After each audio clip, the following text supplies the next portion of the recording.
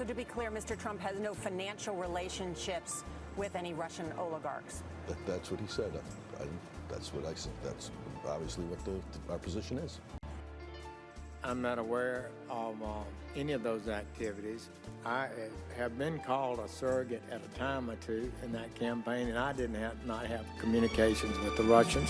What do I have to get involved with Putin for? I have nothing to do with Putin. I've never spoken to him. I don't know anything about him other than he will respect me.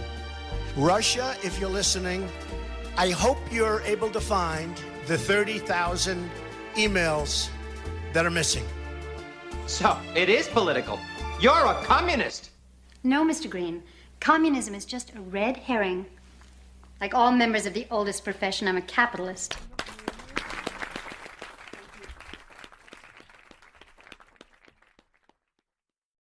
Hello, and welcome to Mueller. I am your sort of anonymous host, AG. With me, as always, is Jaleesa Johnson. Hello. And Jordan Coburn. Hello. And tonight, we are going to be watching election results with you.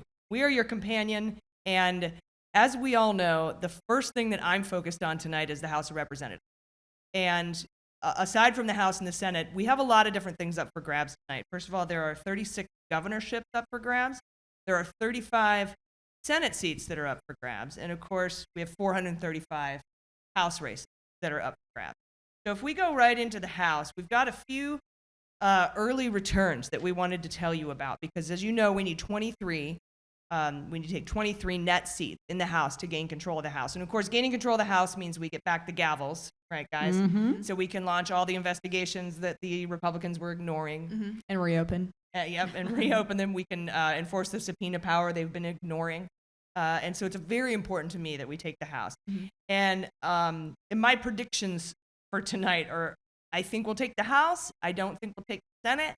And we'll get a lot of the governorship. But I wanted to jump right into the House because we did have some results that happened before we came on the air. And first of all, let's see, Wexton beat Barbara Comstock in Virginia's 10th. And I know that was a big bellwether district for us, right? Hell yeah.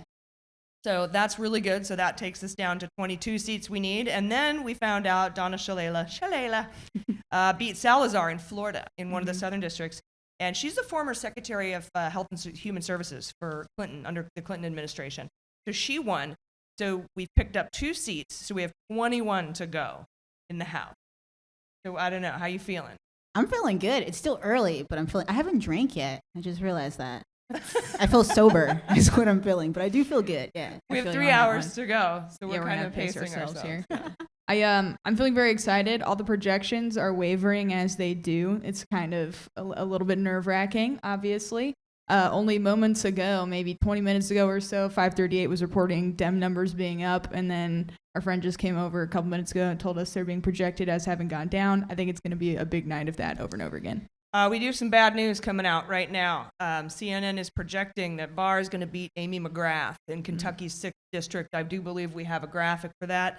I was really, really hoping and that Amy would take that 6th district. It was another bellwether race that we were talking about because there's a lot of suburbia in that area. It's a good kind of mix that sort of, represents a lot of the different districts that we're going to be watching tonight. And they've just projected, unfortunately, that Amy McGrath has been defeated in that race. So that does not bode well. Of course, it is still early. We will see how everything shakes out. Virginia 7th is a race that we're keeping an eye on, as well as everything that's going on in Florida. And everything in Florida is really tight right now. And like you were saying, it's a really huge roller coaster ride right now. It's going from, Dems have an 80% chance to take the House to Dems have a less than 1% chance to take the House, like in any, given second. And they're also projecting right now that in the Indiana Senate, Mike Braun is going to beat Donnelly, who's the incumbent Democrat. And we really needed to hang on to that if we wanted to have hope of taking the Senate. So far, not a good start. We've got 2 seats, but we lost one of the races that I wanted. So we've got Wexton and Shalala, but we did lose Amy McGrath, and it looks like Donnelly's going down in Indiana as well. which is odd because they didn't have a lot of returns yet. It was still a pretty low return rate, so it must have been a pretty solid amount for them to go ahead and make that. Yeah, that's a bummer. It's okay. We'll have uppers and downers here. If you ever see us look down and look real sad, you'll know. Yes, yes. Something just came in. Yeah, and the it's night not is young. good. Yeah. So what I wanted to talk about a little bit tonight as we get going is some of the key things that we're going to be looking for as the night goes on. And if we take a minute to talk about maybe like 5 things that we're going to be looking for. The first thing is that we predict there's going to be a blue wave, but what we need to pay attention to is how much of a blue wave it's going to be. Because every indicator says that Dems are going to pick up seats, but we just don't know how many. We've got 2 already, but we lost the Kentucky 6. And the general polling is showing that Democrats have a 9 to 13 point advantage, which puts us right at that precipice of being able to take 23 seats. So it's very hard to know where we're going to be at any given time. And I also have to think sometimes when they're doing polling, when they're running around asking people, who they're going to vote for, and I think we might have seen some of this in the polling in the 2016 election, is I think a lot of Trump supporters are haunted by the shame monster and don't want to tell pollsters that they're going to vote Republican. Yes, although I'm hoping now that they've had 2 years of being emboldened by this president that they will not be like that anymore and these polls are a little bit more reliable. That's what I'm hoping for. And that's what I think logically would be the case. Yeah, definitely. Hopefully. We do have some good governor news, though. Yay. Wolf, the Democrat, has won the governorship in Pennsylvania. Hey. So that's very nice. But we do have some Republicans holding governorships in other states. For example, Baker won in Massachusetts. So the massholes retain their Republican governor. Hogan, Republican, beat Ben Jealous in Maryland. You guys all remember Ben Jealous? The name's hard to forget. Yeah. Former president of NAACP. Arkansas, the Republican holds Arkansas, Hutchinson. That was just projected before we went on the air. And Bill Lee in Tennessee, he retained the governorship there. So Taylor Swift, what? Why? She tried her best. Yeah. Who knew that would be ineffective, just tweeting something? I don't know. Instagram, yeah, but Yeah, still, Instagram all was the it. same, yeah. Well, maybe we'll get a song out of it. Her and Kanye need to have a Twitter battle, and then we'll see real change. Or a joint album. Didn't he yeah, give that's up too though? much. Didn't he give up his whole Yeah. He did. thing? We didn't talk about that on our last episode, Jaleesa. Kanye, your boy, is coming around. Yeah, I've been processing it, so that's really why I haven't said much. But I mean, finally, right? I always knew he'd come back. This is You the true did. Kanye. Yeah, I think a lot of it might have just been like him liking Trump as a person. Honestly, he even said like the racism didn't bother him. So I was like, oh well, that's where we disagree, Kanye. And then politically, I guess he's rich, so.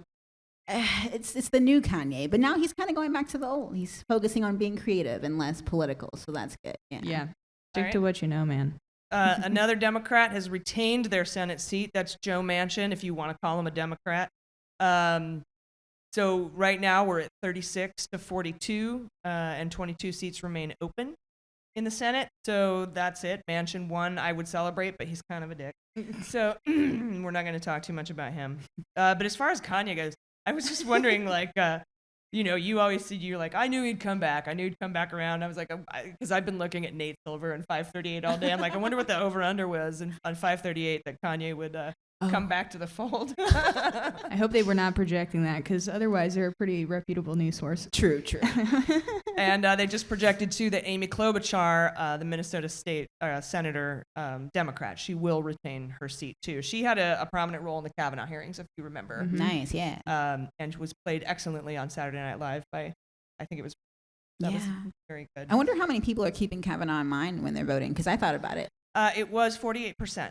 Wow. Okay. I don't know why I remember that, but I think some of the exit polling came out showing that most people came out for health care, and then 48% of the people were not just came out because of Kavanaugh, but looked at his appointment as they disapproved. Oh, yeah. So going back to the blue wave, but how big and wide. Oh, come on, Beto. We're watching it with you, by the way. So this is just kind of us hanging out with you, being like, oh, look how close. So again, going back to taking the House and why it's important, it puts a check on the president, first of all. Hashtag check the exec. And speaking of hashtags and adding, I really want you guys, if you voted, and you guys have been doing this all day, we've gotten hundreds of these tweets and Insta tags that you voted. Please don't take a photo of your ballot. That's illegal in a lot of places. But we really want to see that, and we've heard some really incredible stories about folks being able to get the vote out today, bringing friends, etc. So thank you for doing that. Also, yes. sorry if I'm interject. If you are still in a line, polls close at 8 p.m. If you're on the West Coast, stay in line. It's a trending hashtag right now. Hashtag stay in line. Yes. Don't leave. If they try to get you to leave, that's voter suppression. If you're in line when the polls close, you stay in that motherfucking line. You fucking vote. All right. Tell him, Jordan. All right, another bad news. Tennessee, Marsha Blackburn is the projected winner over Bredesen. Taylor Swift. Yeah. What's going on in Tennessee? Starting to lose my political faith in Taylor Swift, I gotta say. And Braun has beat Donnelly in the Indiana Senate as well. So that's another Republican take. So it's looking like we're not going to take the Senate, which is kind of what I thought would be the situation. But I'm pretty bummed about Tennessee. It's because they got Tennessee and they got Indiana. Any of one of those 5 key states, Arizona, Nevada, Tennessee, Indiana, and Florida, any one of those, if the Republicans picked it up, they were probably going to pick up and retain control of the Senate. So they might actually pick up some seats in the Senate. So we want to keep an eye on that. The Gillum DeSantis race is still too close to call. I think it's somewhere between 80 and 90% reporting. Ooh, that's incredible. We'll keep an eye on that. And the Tennessee governor, as we already said, is Lee over.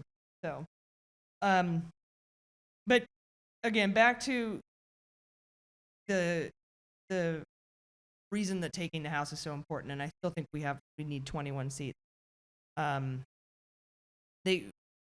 All these investigations that were just basically fraud investigations, particularly the Russia investigation.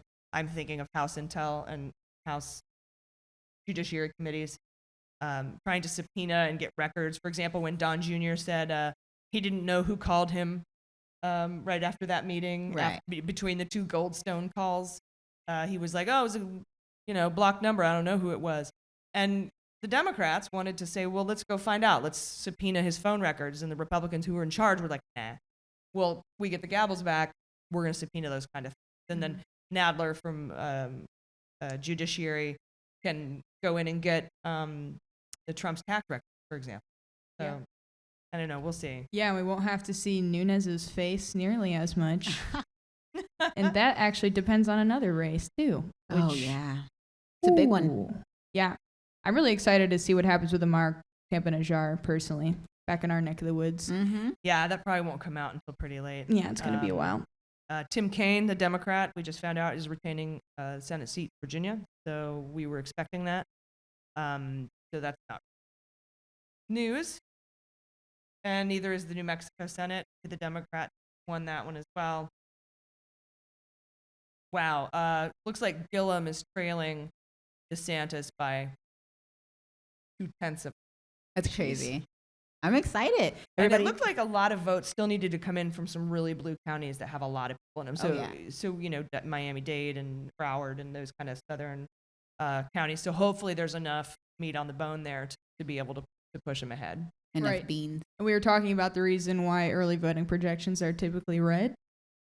Yeah, because of the early voting. Yeah. Lots of Republicans that just plan ahead. Early voting projections, not necessarily early voting. Yeah, because of the mail-in ballots was what we were talking about. I see, so fingers crossed for all of the blue boys and girls coming out. Oh God! I saw a little kid. So scared. At my polling place. Really trying to keep it together here. Like, I know, like I'm having 2016 flashbacks. Yeah, this is really scary. I have hope though. I do. There's this little kid that came out at my polling place, and he was looking at all the adults, and he was just like, "Are you guys voting? Like, please don't vote for Trump. This is a nightmare." So I feel like the anxiety is real for everyone, but that's good. Everyone's aware of how messed up it is. Last time I think it was all like, "Oh, this will be fine. Trump's not gonna," At least now we're on our toes. Yeah, I was at a Planned Parenthood sponsored results party. That was probably the worst place to be for morale post-election. That was awful. I will never forget that day. I was here in this room doing this. Oh. And crying. Aw. So CNN is their prediction is that the Dems will take 224 seats in the House. Now, this isn't a call or anything like that, but that's their guess. 224 to 211 would be what happens by the end of the night. And by the end of the night, we could mean the end of the month. California takes forever to count their votes. My prediction, instead of 224, is 226. That's what I came in thinking. And currently, we still have 16 undecided Senate seats, 39 Dems, 45 GOP. But like I said, with the Tennessee and the Indiana, Donnelly losing, I think that, and Lee winning in Tennessee, I don't think that we're going to be able to make any gains in the Senate. We might even lose. So let's keep our eyes on that. Yeah. Beans. Sad beans. All kinds of beans tonight. Keep your beans on it. Yeah. Another interesting thing that I wanted to talk about was how difficult it is for Democrats to win these House races since the redistricting that happened in 2010. A big, huge Republican, their whole plan was to sneak in, get the state legislatures and the governorship so that they could redraw the redistrict, gerrymander. And it turns out that mathematically, Dems have to win by 3 times the margin they would normally win at just to break. And so that is why not only would a House win be spectacular, but it would also be almost against all odds. So it would be like, if it were a normal universe, we would be killing it. We would be taking, I think, 56 seats tonight, which is kind of what happened in 2010. Right. I wonder how long it'll take to dig out of this gerrymandering hole.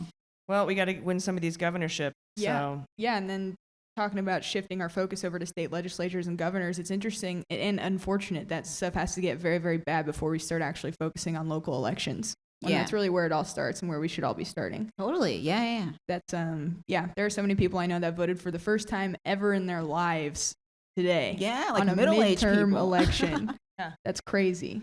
Beautiful. Another thing that we're watching really closely is the Stacey Abrams race in Georgia against Brian Kemp, Peter. Oh, yeah. And she's down by like 25 points right now, but only 36% of the district are reporting right now. So, or 36% of the vote is in, I should say. They don't go by district. So that's something I also want to keep an eye on. Looks like Greg Abbott won Texas governor, so they have a Republican governor there. Kevin Stitt is the Oklahoma, I thought it said shit, is the Oklahoma governor. He's the Republican. And then, of course, as we had said earlier, Florida House District 27 went to Donna Shalala. That's a really good pickup for us. So I'm happy with the way things are going, but I'm also extremely tense about how this night is going to end up looking. I'm excited to see what happens with the 26th district in Florida. Oh, yeah. Those amendments I'm excited about in Florida. They've got a lot of interesting ones. Yeah, and same in Vegas, too. They've got it on the ballot to automatically default register people to vote. Which that's I think a good one. They should do everywhere. Absolutely.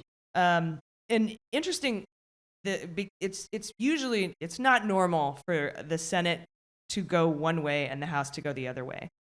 Usually they break the same, especially in midterm races. But this year is different because it just so happens, like by sheer luck and probably massive cheating, it just really looks bad for the Dems this year in the Senate. So I don't want you to get disheartened if we don't win the Senate tonight. The House is where I have all my beans. Definitely. The House can do a lot. Yeah. I don't think anyone was realistically, or at least I didn't talk to anyone that was realistically predicting the Senate going Dem. The blue wave was always about the House, in my opinion, right? Yeah. Yeah, that's where most of the damaging stuff is coming out of committee for sure. Yeah. Okay, we have another winner. Mary Scanlon, the Democrat, won handily in House District 5. And I think that, what state was that? Did you see that? Not seen that. We'll look it up. But I don't think that was a pickup for us. I think that was just an incumbent that we needed. Okay. We'll look into it. It is dead tied between O'Rourke and Cruz right now. They're exactly even. Wisconsin Senate, Tammy Baldwin. Yeah, Baldwin is a projected winner. Wisconsin, we were figuring on picking that one up. So it looks like we have a 65% chance they're projecting to get House control. So that's a little bit less than I was hoping going into this. And again, I can't help but wonder if that's not a product of people not being honest with pollsters, because the polls have really kind of been blown up the last election, and it'll be interesting to see what happens in this one, to see how on track they were. I know that they were saying that there was I think 538 was saying there was an 80.1% chance that we would take the House, and now it's down to 65. So yeah. And they have new polling methods, I think, this time around, or they're more transparent about their polling. It's like they're trying to be. It's like they're trying to put it in real time. I think the New York Times is doing that thing where you can see all the results come in more slowly instead of just like throwing the stats, because people are like suspicious of the polls. So they're trying to be more transparent, but I don't know if it'll make a difference, I guess. I hope they learn something. Yeah. I don't know. There's also been a huge social media push by people that are running and just big figures alike just to not listen to polls. Just go to the polls. Yeah. Do not listen to the other polls. Right. Yeah, which is, I mean, no one should decide to not vote based on polls. That's a scary implication that people were doing that in the first place, but good to know. I did talk to a few people who were upset on social media or friends in person who were not going to vote, and they were pissed at people who tried to make them feel guilty for not voting. And I thought that was an interesting conversation, because I know a couple people in particular were like, well, I've never had a candidate that represented me. I've always been left behind, and I've never been represented. And then on the other side, you have, think of all the people who fought and died and sacrificed and tried to get to get the vote for women or for, just to keep it a right in this country. And so but then when you start touching on why it's important to you, you're immediately guilting them out. But I just want to say, if you don't vote, there are consequences to it, whether I shame you or not. And you have to own those. Just because I bring them to light doesn't mean they don't exist.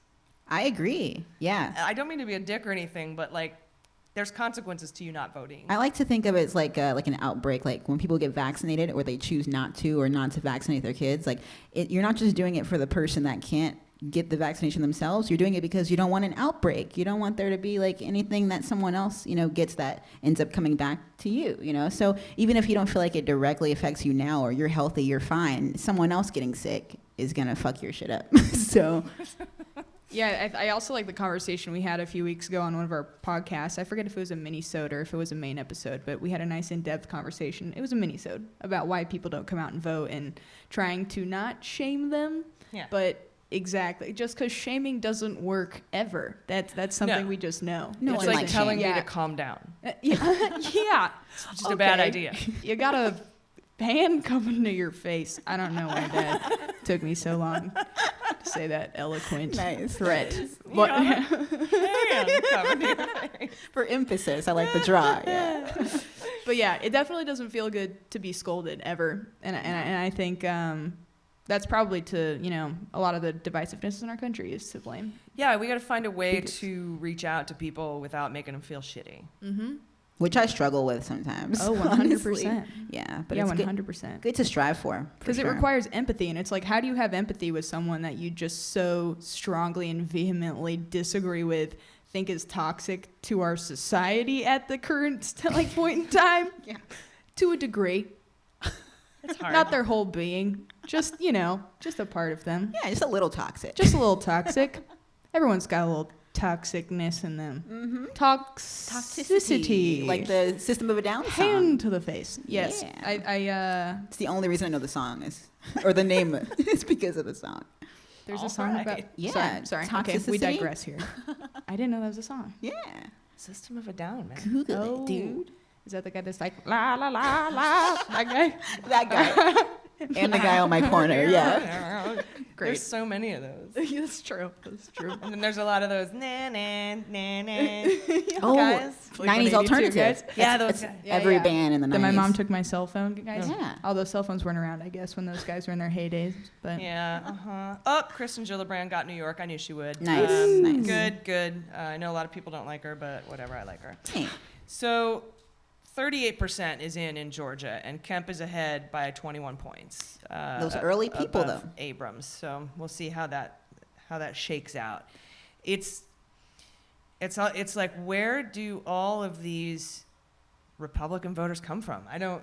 They're retired, right? They are either like they plan ahead because they know they're not going to be available on a Tuesday, so they mail Just in. imagine them under bridges and rocks, like, it's time to come out and vote. And then they like multiply like the gate, like a guy falls and 800 guys scurry out and they're all registered to vote. A political gang, so to speak. I like that. And then they all crawl out and vote and slide back down into their. Just like slugs. We said we wouldn't shame AG. I know. I didn't say I wouldn't shame Republicans. Yeah. I'll reach across the bridge to. I like that. Okay. Talk to these trolls. I'll allow it. Yeah, I think they live up in the Georgia tornadoes maybe and just touch down when it will cause the most destruction at the voting polls. Coming next summer, Republican NATO. Oh, it's better than Sharknado. Yeah. And then they come down and vote, and then they fuck your life up and leave. I like it. Well, hey, that's voter how it suppression is just right in the eye of it. Just kidding. We got a couple more minutes before we go to a quick break, and I wanted to just really quick touch on another thing that we need to watch for in this race, and that's the young people.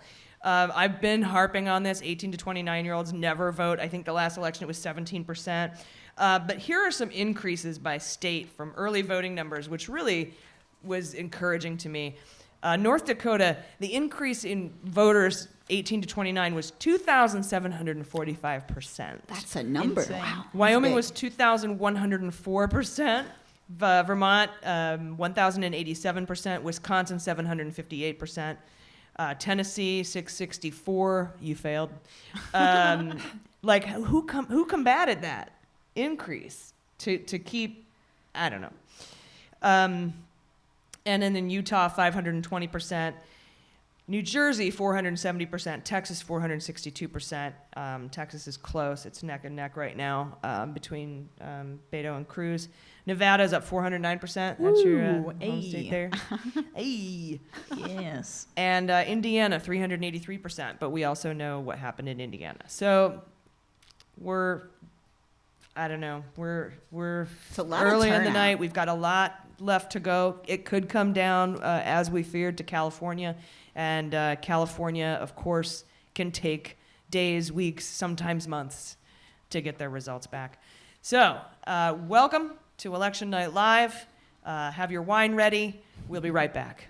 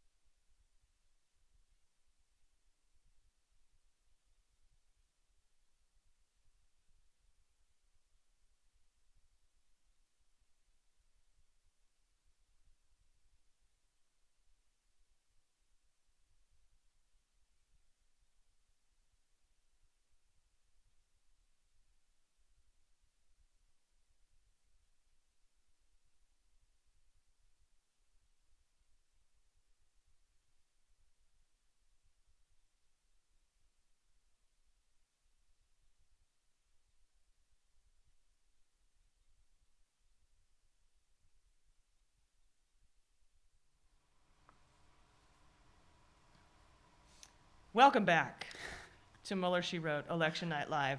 A gracious YouTube commenter asked where my luchadora mask was, and wouldn't you know, we just happened to have one on one of our audience members. Thank you, Alex, for that. So I can't actually do this. I can't be serious and do this. Kudos for the attempt, though. I like that. The eyelashes are too long. Oh, I'm just too beautiful. So joining us is a very good friend of mine and a very active political Democrat veteran. We talk a lot about things. We argue a lot about things. We agree a lot about things. Everybody, please welcome Eric Dean to Mueller, She Wrote. I'm happy to be here. This is the first time that I've been able to step foot in the Mueller world for you guys. Well, we are super excited to have you. I wanted, first of all, to just, and I've been dying to talk to you about this anyway. You drove Bernie Sanders around San Diego? I did drive Bernie Sanders. What? I spent probably 4 or 5 hours in the van with Bernie Sanders through traffic of Southern California. He's about as genuine as you would expect from just like he's like driving around my dad or my grandpa. It was pretty cool, yeah. Yeah. 4 or 5 hours with the burn. What does he smell like? He's just pipe tobacco he doesn't and smell Werther's. I don't think I really smelled him. Democracy. Actually, I didn't get the opportunity. Next time I'll try to get a whiff. I would just be offering him Werther's all the time. Yeah, right. I feel like he just wanted Werther's. He's like that guy who wants to just chill out on the beach and eat Werther's and like not have to do this anymore, you know? Oh, yeah. He wants to retire, but he knows that We need him. Yeah, he's been fighting. Yeah. A lot of the youth got involved. I got involved because of Bernie Sanders. So Amazing. Nice. Before I get into some local discussions with you, I just wanted to let everybody know that Beto just pulled ahead. He is now 50.6 to 48.7. And then we did win a bunch of Senate seats that we knew we were going to win, like Cardin won in Maryland. And, of course, let's see, we had Elizabeth Warren, she retained her seat. Sherrod in Ohio retained his, Democrat. Caper in Delaware. So we're getting the Senate seats that we figured we would get. Right. So far so good, except for Tennessee, that went down, and of course, what was the other one that we lost? And another Indiana, Donnelly. Already, yeah. McCaskill doesn't look too good. Yeah, either. McCaskill's not looking good either. We'll see how it goes. Klobuchar retained her seat. So, but that Beto pulled ahead. So I don't know. It's going to go up and down all night. It's funny to watch. A lot of talking heads talk about that. Ooh, dun dun dun dun dun dun. Beto O'Rourke pulls ahead, still too close to call, and they'll do that like 20 times. It's our Super Bowl. Yeah, it's exciting. I guess. Yeah, I suppose it is. We're nerds. And Espy is winning the Mississippi Senate race. And the last time I looked, David Beria, who we had on the show, was ahead. But again, really early returns. So we'll see how it goes. So Eric, tell me a little bit about some of the propositions you're really about. I know Proposition 10 was a big one, and maybe explain that to everybody. So Prop 10 is what I've been focusing a lot on the last few months, has been part of my campaign. I've been meeting with a lot of local groups, trying to prevent housing displacement for a lot of communities of color in San Diego. And what Prop 10 does, it repeals the Costa-Hawkins Act of 1995, which prevents implementation of rent control and vacancy tax in California. So it's an extremely important bill for renters. And as of last year, 53% of renters in California were spending 30% or more on their income. Oh, yeah. 30% were spending 50% or more on their income on rent. I thought that was normal. And we're talking about, by the time we're 30, we're spending $90,000 on... It's ridiculous, on yeah. just trying to live. Right. I was priced out of my previous apartment. I went from $565 to $1,050 in about 4 years. Wow. Now, I thought we had some controls where you could only raise it a certain percentage every year or something like that. So there are conditions of control. So condition 1 would be completely flat out tapping or putting a price ceiling on rent prices. The second one would be capping, being able to raise rent when someone moves out. When a tenant moves out and then a new tenant moves in, they can raise it to market price, right? Mm-hmm. So that's what California is essentially allowed to do right now. But unfortunately, that hasn't been able to pay off in major urban areas like San Francisco, LA, San Diego. Right, they can't afford it.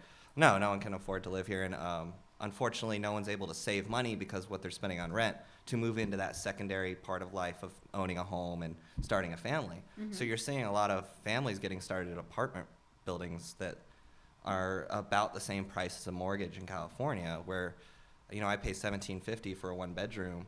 I can't find a 2-bedroom condo less than $2,000 mortgage, so I'm not moving out at this point. Maybe you're lucky. Yeah, I'm very lucky. $1,750 is actually less than the average price in California. That's true. And a lot of adults are living with roommates, like middle-aged people. Everyone is shacking up with someone just to keep rent, like just renting rooms, It's crazy. Yeah. I wanted to talk a little bit from the side of the landlord, which I am in the lovely city of San Diego. Right. And I voted yes on 10 because pricing the rent with the market is... You know what? I'm just tired of the white guilt. No, I like the honesty. It's kind of ridiculous. Like I've killed the deposit. I've chopped that because a lot of times what happens here in San Diego or in California is you have a $2,500 rent, you have a $2,500 deposit, $2,500 last month's rent. So you're already at $7,500 to move in. Then there's pet deposits, usually $500 a piece. Then there's pet rent. You have to pay pet rent for your pets. Podcats don't have jobs. California, come on. That's like a down payment for an apartment. Yeah. Just to live there for a year lease. Yeah. Yeah. They should also have some other kind of. Oh wait, Connor Lamb, Lamb 1, Pennsylvania, and Scanlon. Yes. Hell yeah. Pennsylvania. House 5. All right, cool. Sorry, just want to write that down because it comes up and then it disappears. But yeah, it just the rents are so high. But they should also have some sort of a rent-to-own program. Right now, the American dream is silly in California because buying a house is absolutely ridiculous. We lucked out because we bought a long time ago. But now, if you go down to or if you go up to LA. 5 years ago, I was looking to buy a 1-bedroom condo in LA, and I couldn't find one. And all the houses were at least $1 million. It was kind of ridiculous. So, what happened? Oh, sorry. Go ahead. Okay. No, we have a housing crisis. I mean, just through rental and buying in California. In a 10-year projection, we have a year and a half. We're 55,000 homes than what we were supposed to be at in a year and a half, and we're at 33,000 now. We were projected 88,000. So we are in a shortage, and that's without rent control, right? Not proper rent control in California. We haven't been able to implement actual rent control. And a lot of the fears that people keep having, and a lot of these it's almost fear-mongering, really. It's like, oh, your apartment's your landlord's not gonna take care of your apartment, They're not gonna put money into it. Now, other cities have been doing this for years. Manitoba, Canada, Toronto, Vancouver. These are all cities we can start looking at and saying, how is Toronto still, their average apartment is under $1,000, you know? How can they do that when there's such a huge city with a major hub and public transportation? How do they do it? Is it their regulation? Or? They implement rent control with vacancy tax while also giving so say a landlord has a major issue with their building, say a pipe breaks, they can actually file with the city government to say, hey, I can raise my increases to cover the expenses. Okay. And so what that does, the government then goes through their finances, it goes through their costs and how much money they'll lose if they don't raise their rent. So they go through the full investigation on the landlord. It's keeping landlords honest. And you said you voted yes on 10 and you are a landlord. Most moral landlords that I've met that take care of their tenants are voting yes because they know it's not going to affect them. Right. We're talking about a bill well, like you said, the best practices. You look at cities like Vancouver and you go, the landlords didn't all die. Yeah. Everything's going to be okay. Yeah. And you also have to think about even though we have this insane wealth gap that, you probably heard for 4 hours in a van the other day, between the top 1/10 of 1% and the bottom 90, there's pretty significant wealth gaps within the lower working and middle classes too. I mean, you talk about going from, barely making a living wage, if that, on minimum wage, up to somebody who's working class, who's now you're up into the couple $100,000 a year range. It's still a huge gap. Oh, and yeah. of course, they call that middle class up in the Trump administration. When you don't realize that, I think in order to maintain a home, you have to have dual income, and you have to be making, I think, over $250,000 a year just to live here. Yeah. And we aren't even the most expensive. Not New York. Yeah. Yeah. But We're we're up fourth there. or Now, is Really? there, Oh. third or fourth. we're third or fourth behind San Francisco, Los Angeles, New York. Isn't there another, San Jose, I think Yeah, they San have us Jose's too. up there too. Silicon Valley. Why? I thought that there was another measure on the ballot too about affordable housing. So I believe that was Prop 1, and Yes. that goes in detail of releasing bonds for, or not releasing. I think it is a bond, but it is for affordable housing, and that is a Band-Aid, and it grinds my gears when people call Prop 10 a Band-Aid to renters. It's not. It takes away any hindrance of local municipalities of taking care of rent control. Right. And I hate to go back to Prop 10, but I want to get this in there. The Landlords Association and Wall Street, we're talking about Blackstone, major developers and real estate moguls, if you will, Right. have put $74 million into No on 10 campaign in California. This is all out-of-state money, right? This is not local people saying, hey, we don't want rent control. It's Interesting. It's all people who want to make money off of human beings. Just raising the price. Yeah. What happened to the rent is too damn high party? Was that just like a joke? Because that actually. That's New York. Oh man, I love that guy. There was a lot of them in it, but yeah, they were touching on some real shit. But it seems like I guess they made it more official now with the props. But yeah, no, that makes me think of it. Just the idea that this has been an issue for so long, and at least people are trying to do something now. You know, with these props like one.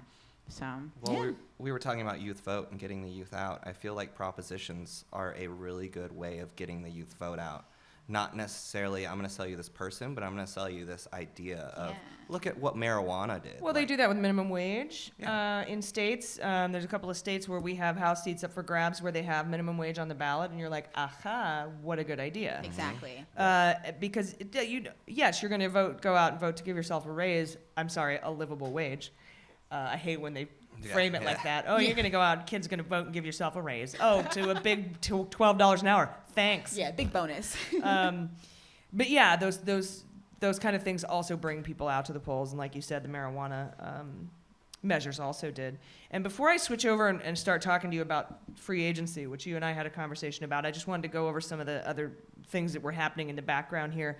Menendez, this came out earlier though, Democrat, New Jersey senator won that race. Menendez, he was the guy under investigation. Turn that label away. And then I don't know if we can show you the awesome beer I'm drinking or not, but Gillibrand, as we said, Democrat in New York, 80-20 she won. Sherrod Brown, Ohio State, Senate seat there. Casey, Penn, Senate, Pennsylvania. And then the Democrat Polis won the governorship in Colorado. So we got that one. Nice. 56-43, pretty handily. The prediction for Democrats taking control of the House, we were at 65 earlier. We're up to 80% now. We are now 3 seats down in the Senate instead of 2.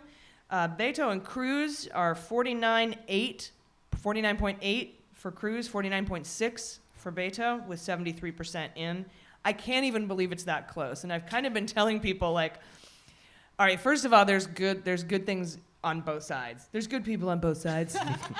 No, but if just the fact that it's a toss-up state now, that Texas is a toss-up state now is a win as far as I'm concerned.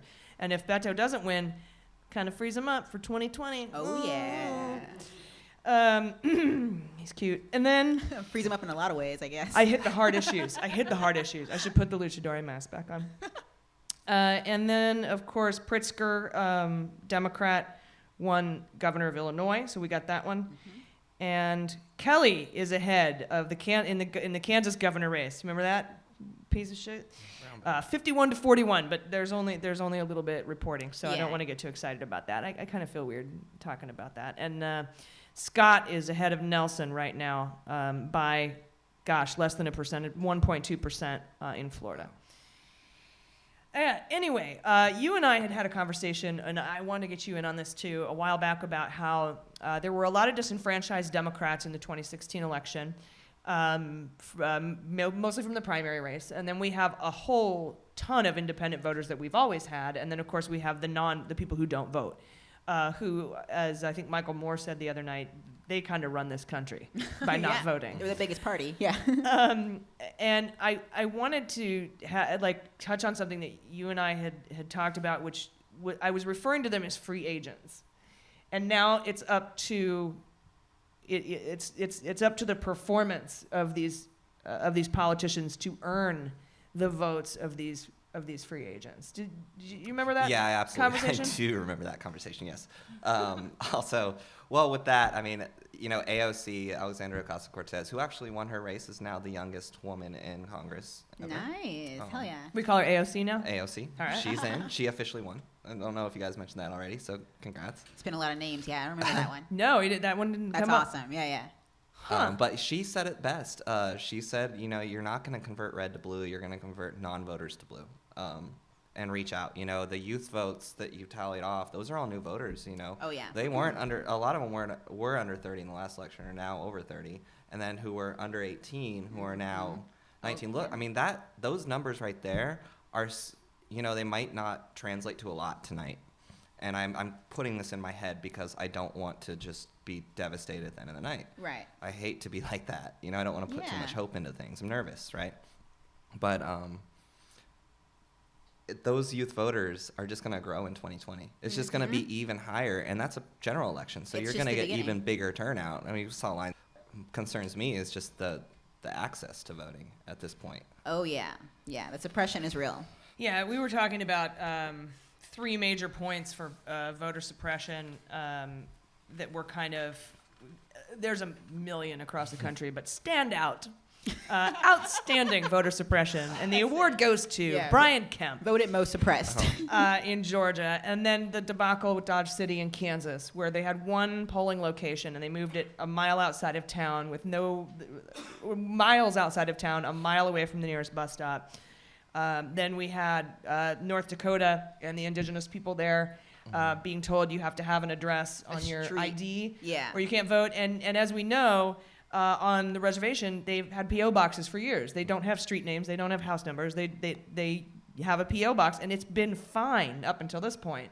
But they found out Heitkamp had won because of the Native American vote and said, how can we laser focus on suppressing that vote? And that's how they do it. Oh, yeah. So not only do we have the 2010 gerrymandering fiasco to worry about, we have all these little kind of direct sort of surgical voter suppression techniques. And I got to hand it to Brian Kemp. He used every single one I could ever think of in the same thing, Evil in the genius. Same race. And he's the goddamn Secretary of State.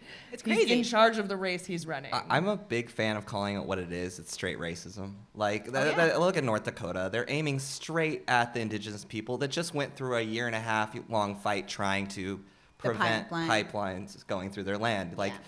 Just an add on another one. This is his revenge for them. And it's really just, you look at Stacey Abrams and Andrew Gillum fighting against straight up racist ass people. Yeah. And people are afraid to say that word.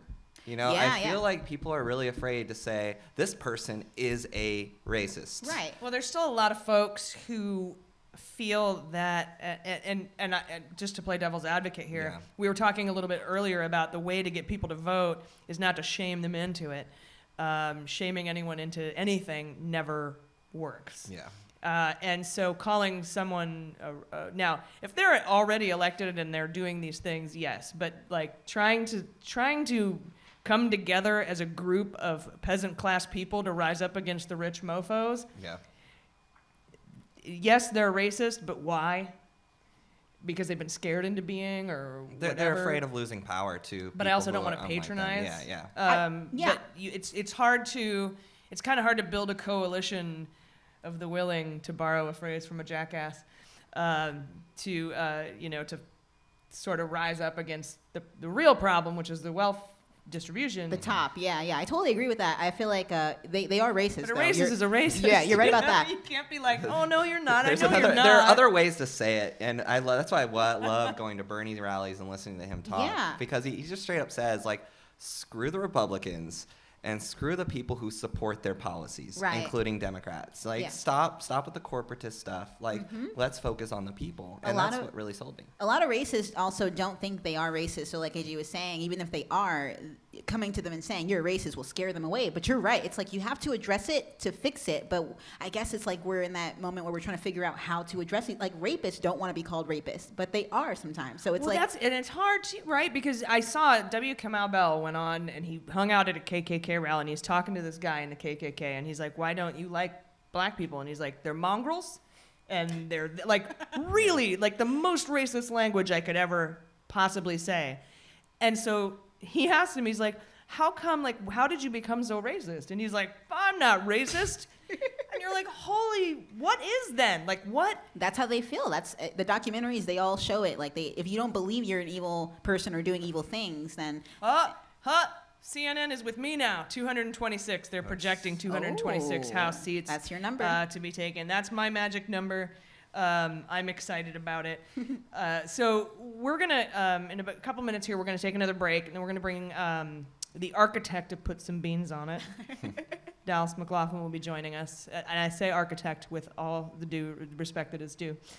But I really wanted to thank you for coming out, because we have a lot of really intense, interesting, very loving and tender discussions.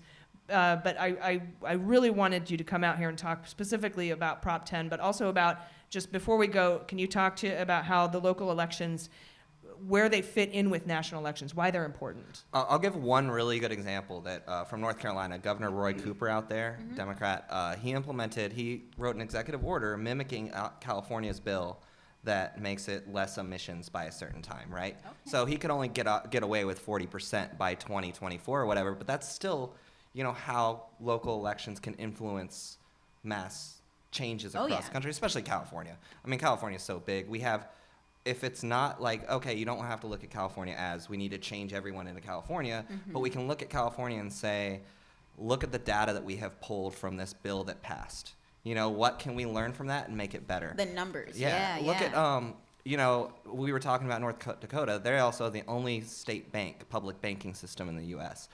LA has it on their ballot, which could be one of the top 5 most important ballot measures in the country right now. That's the first time I heard about that. Wow. It's a public banking system in LA. Okay. Right? So they're trying to make an LA state bank, which is incredible. Bring the banks to the municipalities. It is it's kind of a leftist crazy idea. Some people are scared by that. Sure. It's a pie in the sky idea of making a public banking system. Because we're so far to the other side. We have assembly candidates running on public banking, but these are local measures that can be pushed. Yeah, definitely.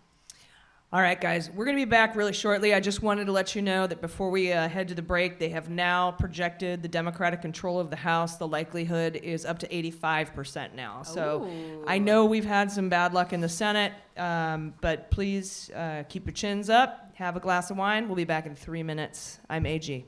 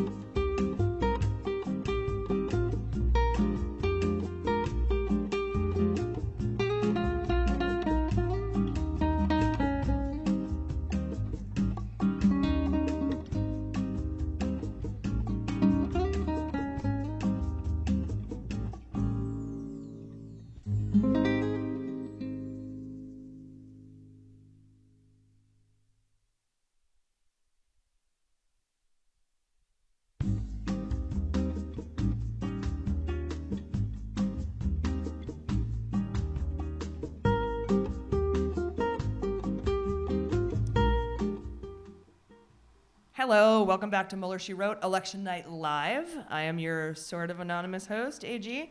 With me, as always, is Jordan Coburn. Hello. And with us twice is Dallas McLaughlin. Hi, how's it going? All right, I'm so glad to have you here. I'm glad to be here. Thanks for the invite. Now, on the break, something cool happened. We went from 85% likelihood to take the House to 95% likelihood to take the House. We've got a bunch of races that we picked up. We only need, I think, 12 now to take the House. It's still very early, so that's really good news. Let's see, where are we at with... Oh, another really cool thing happened while we were gone. Kelly beat Kobach in Kansas. Yeah, Kobach, kind of a POS. Was looking at some stuff about him. He Point of sale? Yes. Point of sale. Point of sale. Dallas. Sorry. No, it's fine. No, it was a good riff. Thank you. Wow, I've never felt more belittled for my riff before. That was really good. Now let's get back to serious things, okay, dummy? We have beans to thank for Dallas. So Donald Trump absolutely loves this guy. He actually personally appointed him to lead a panel that was determined to expose the scandal of millions of undocumented residents voting in American elections. That was this guy. That's what he did. I was like, what was it, Kobach? Aha, yeah, he put together this whole agency that was going to uncover the voter fraud of 4 million undocumented, illegal, ISIS, diseased, smallpox people that voted for Hillary, and that's why he lost the popular vote. They eventually got, they had all the funding, but they had to close down. They found no evidence. Right. So even this a-hole couldn't find any evidence of that. There's no such thing. And he lost. Yeah. Hooray. Yeah. Also, just a bunch of things that he has on his list of past failures, mismanagement of money, wasting a bunch of money on legal funds. So, good thing. He's gone. Yeah. Yay. It's funny when you're like, you wasted all this money, you spent all this money. Well, it was on legal fees. Oh, that makes you awesome. Good argument. In his defense, legal fees are outrageous. So you can't really blame him. I blame the justice system, really, for all of his downfalls. Yes on 10. Yes on 10. I don't know what that one is, but yes on it. Is that the animal one? It's the rent one. Oh, the rent's too damn high. Oh, the rent's too damn high? Is it just a vote to bring that guy back into public light? then yes. Yes on 10. That's exactly it. I'm surprised he isn't vice president. With the circus that happens, how did that guy not get a cabinet seat? Yeah, I don't know. Like, or at least on the next season of The Apprentice. Like, he seems that level of celebrity to just be associated with Trump. You know what I mean? Like, he's Omarosa level, right? Am I wrong? Am I right? Am I right? Am I right? The rent is too damn high. Hey. You could just Yes give on it 10. to us. Yes on 10. Yeah. That's what they should have. Anyway. Yeah, well, they should have gone with it, and now they're going to lose. Just kidding. I have no idea. Here's something really incredible that no one would ever have thought could ever happen. Mitt Romney won his Senate seat in Utah. Now, I know you're surprised. Yeah. But here's why this is cool and important to the podcast. If you remember, doodly-doo, back to several months ago, maybe even, probably like 6 or 7 months ago, when we talked about, I had this crazy idea that what was going to happen is if we took the House, we would impeach Trump, and then maybe the Senate could possibly, but they would need 2/3 of a vote, and we couldn't, mathematically impossible to get 2/3 of the vote in the Senate. We can only get 57 seats, and it doesn't even look like we're going to do that tonight. I don't know how many seats we're going to pick up, if any. We might lose some. But my idea was if Romney won, and Romney hates Trump, it's well known. He embarrassed him when he was trying to be Secretary of State, and they picked Rex Tillerson. Russia decided Rex Tillerson would be a better Secretary of State. They weren't wrong. Yeah. For them, they weren't wrong. Putin Friendship Medal winner, Rex Tillerson. So basically, I had this idea that Romney was going to go to the Senate and he was going to recruit 9 guys or ladies to vote against, or for, I should say, the removal or the conviction of after the impeachment of Trump. And I called him the Romney 9. And then apparently, and I don't know why, but Mueller, She Wrote has a lot of ex-Mormons that listen to our podcast. Lots and lots. I don't mean to crap on that, but I just want you to know there's a lot of ex-Mormons in general. So that might have something to do with just as they get older, they realize, oh, I like alcohol. And then they... Or Pepsi. Or Pepsi. I don't believe in my own planet. Stuff like that. They kind of figure that out as they get older. Normal guy stuff. Oh, my goodness. Yeah. Uh-oh. I can't believe...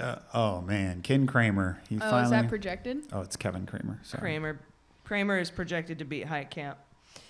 Damn Only it. Kramer can take down That's a big Kramer. bummer. Dustin We all know Hoffman taught was us that. For voter suppression. One person got that reference. All right, So now that's it's okay. the Romney 10.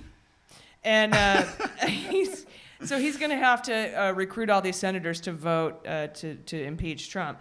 And I got this email saying, oh, my God, AG, have you ever heard of the White Horse Prophecy? It's a Mormon prophecy. And I was like, oh, yeah, no, please tell me what that is.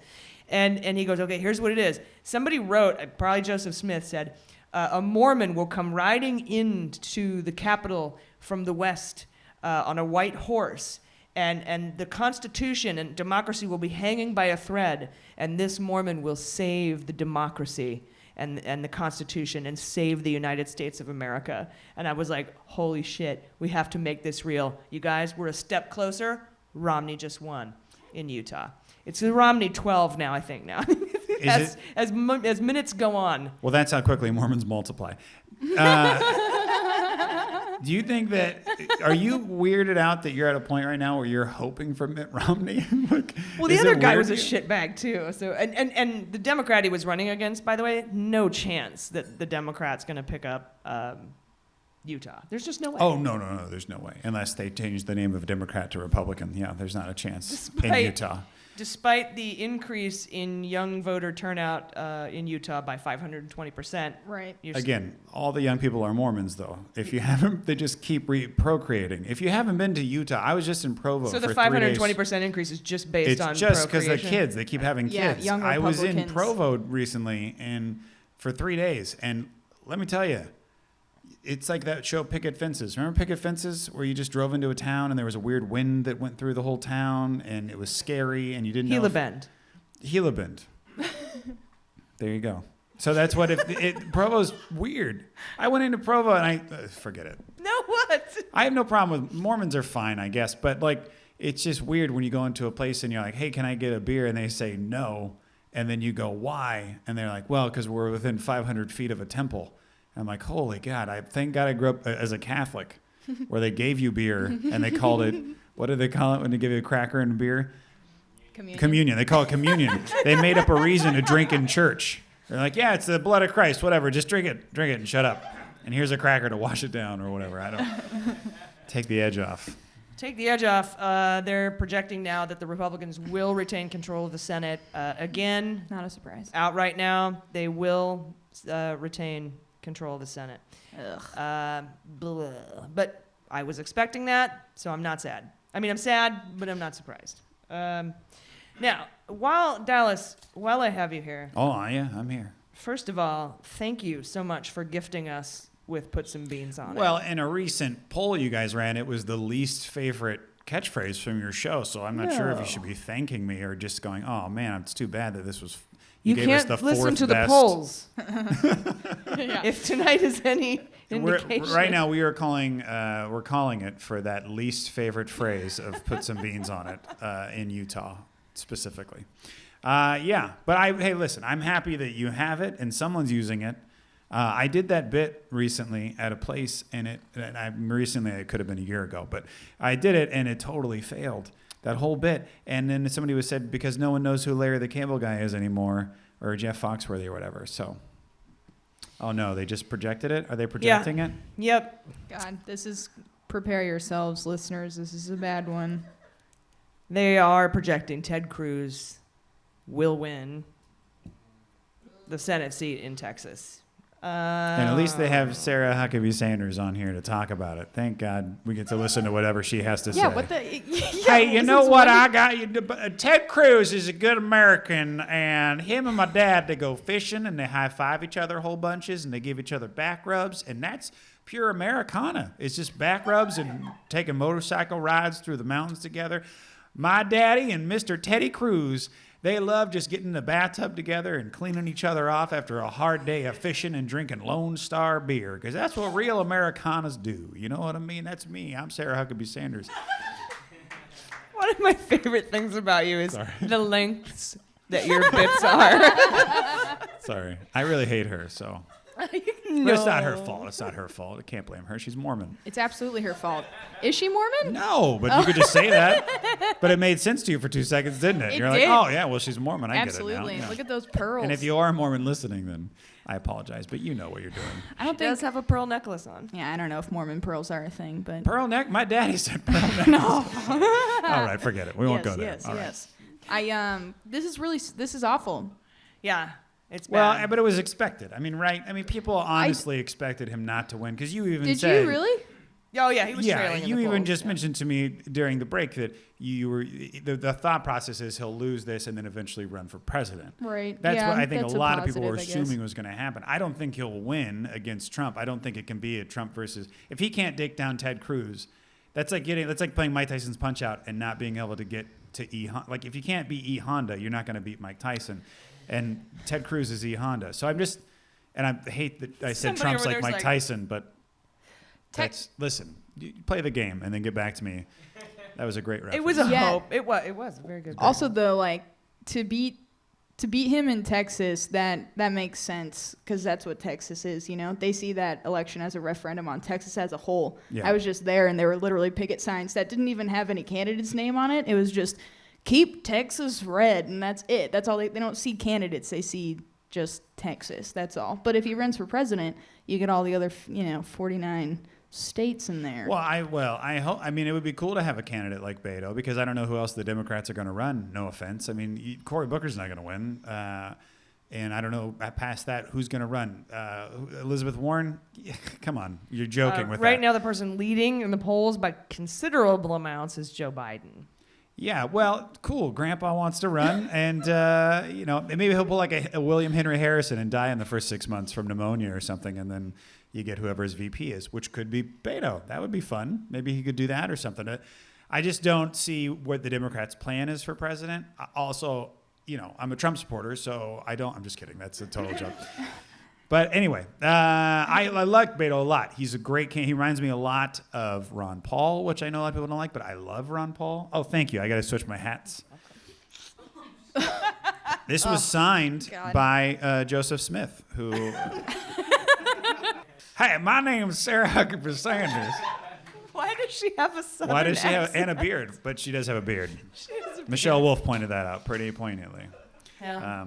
I love that it's too small. I feel like I look like every Donald Trump supporter right now. A hat too small. My face is just red enough to look like I don't care about skin cancer. And I'm wearing a flannel. Anyway, sorry. Who do you think would be a winnable Dem, Dallas? Who do I think would be a winnable Dem? For president? Honestly, I don't know. And that's what actually concerns me about this next election is they haven't put forth a candidate that I think could actually convince non-voters to vote that way.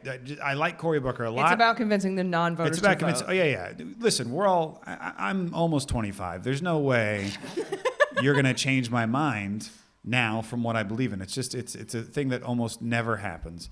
So I want people to realize that don't worry about changing people's minds. Worry about taking. And I think like your last guest, Dean, right, was saying the same thing.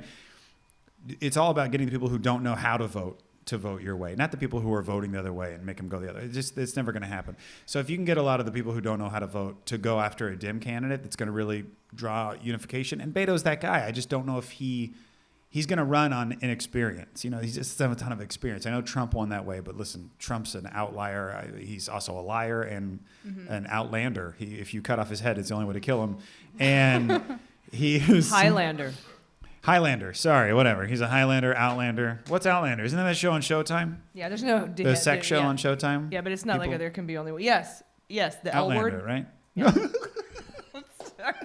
Yeah, it's the L word. Anyway, I mean, who do you guys see winning? I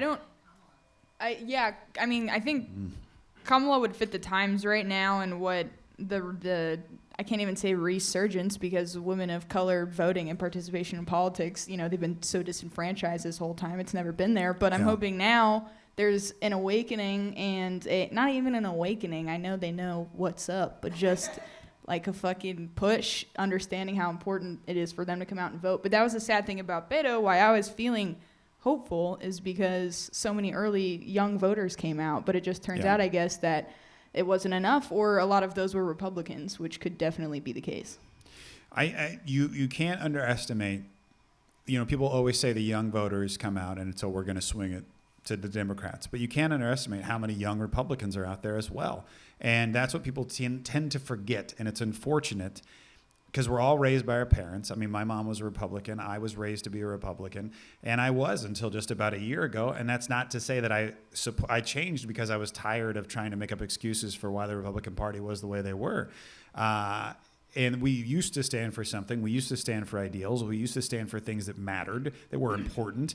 And that all just got washed away. And it's a party of fear. It's a party of hate. And it's a party and a party of pedophiles. And I don't want to be a part of that. So I switched parties. There was a hope inside of me that maybe Republicans could gather ourselves together and be like, you know what? The young Republicans would come up and they're like, let's go back to what this party stood for, which was states' rights and individual liberties and really push for that. And it's just not going to happen. The party will implode before that happens. So I had to step away. And I was never a Trump supporter at all. Never, not for one frickin' second. And that was kind of the beginning of the end for me with the party. Well, I think the good news is that, you know, 51-48 Beto. Oh, wait, we have a projection. MSNBC is saying the House will gain Democratic control. Hey. Everybody, that's the projection right now. That's why we're here The House will gain control.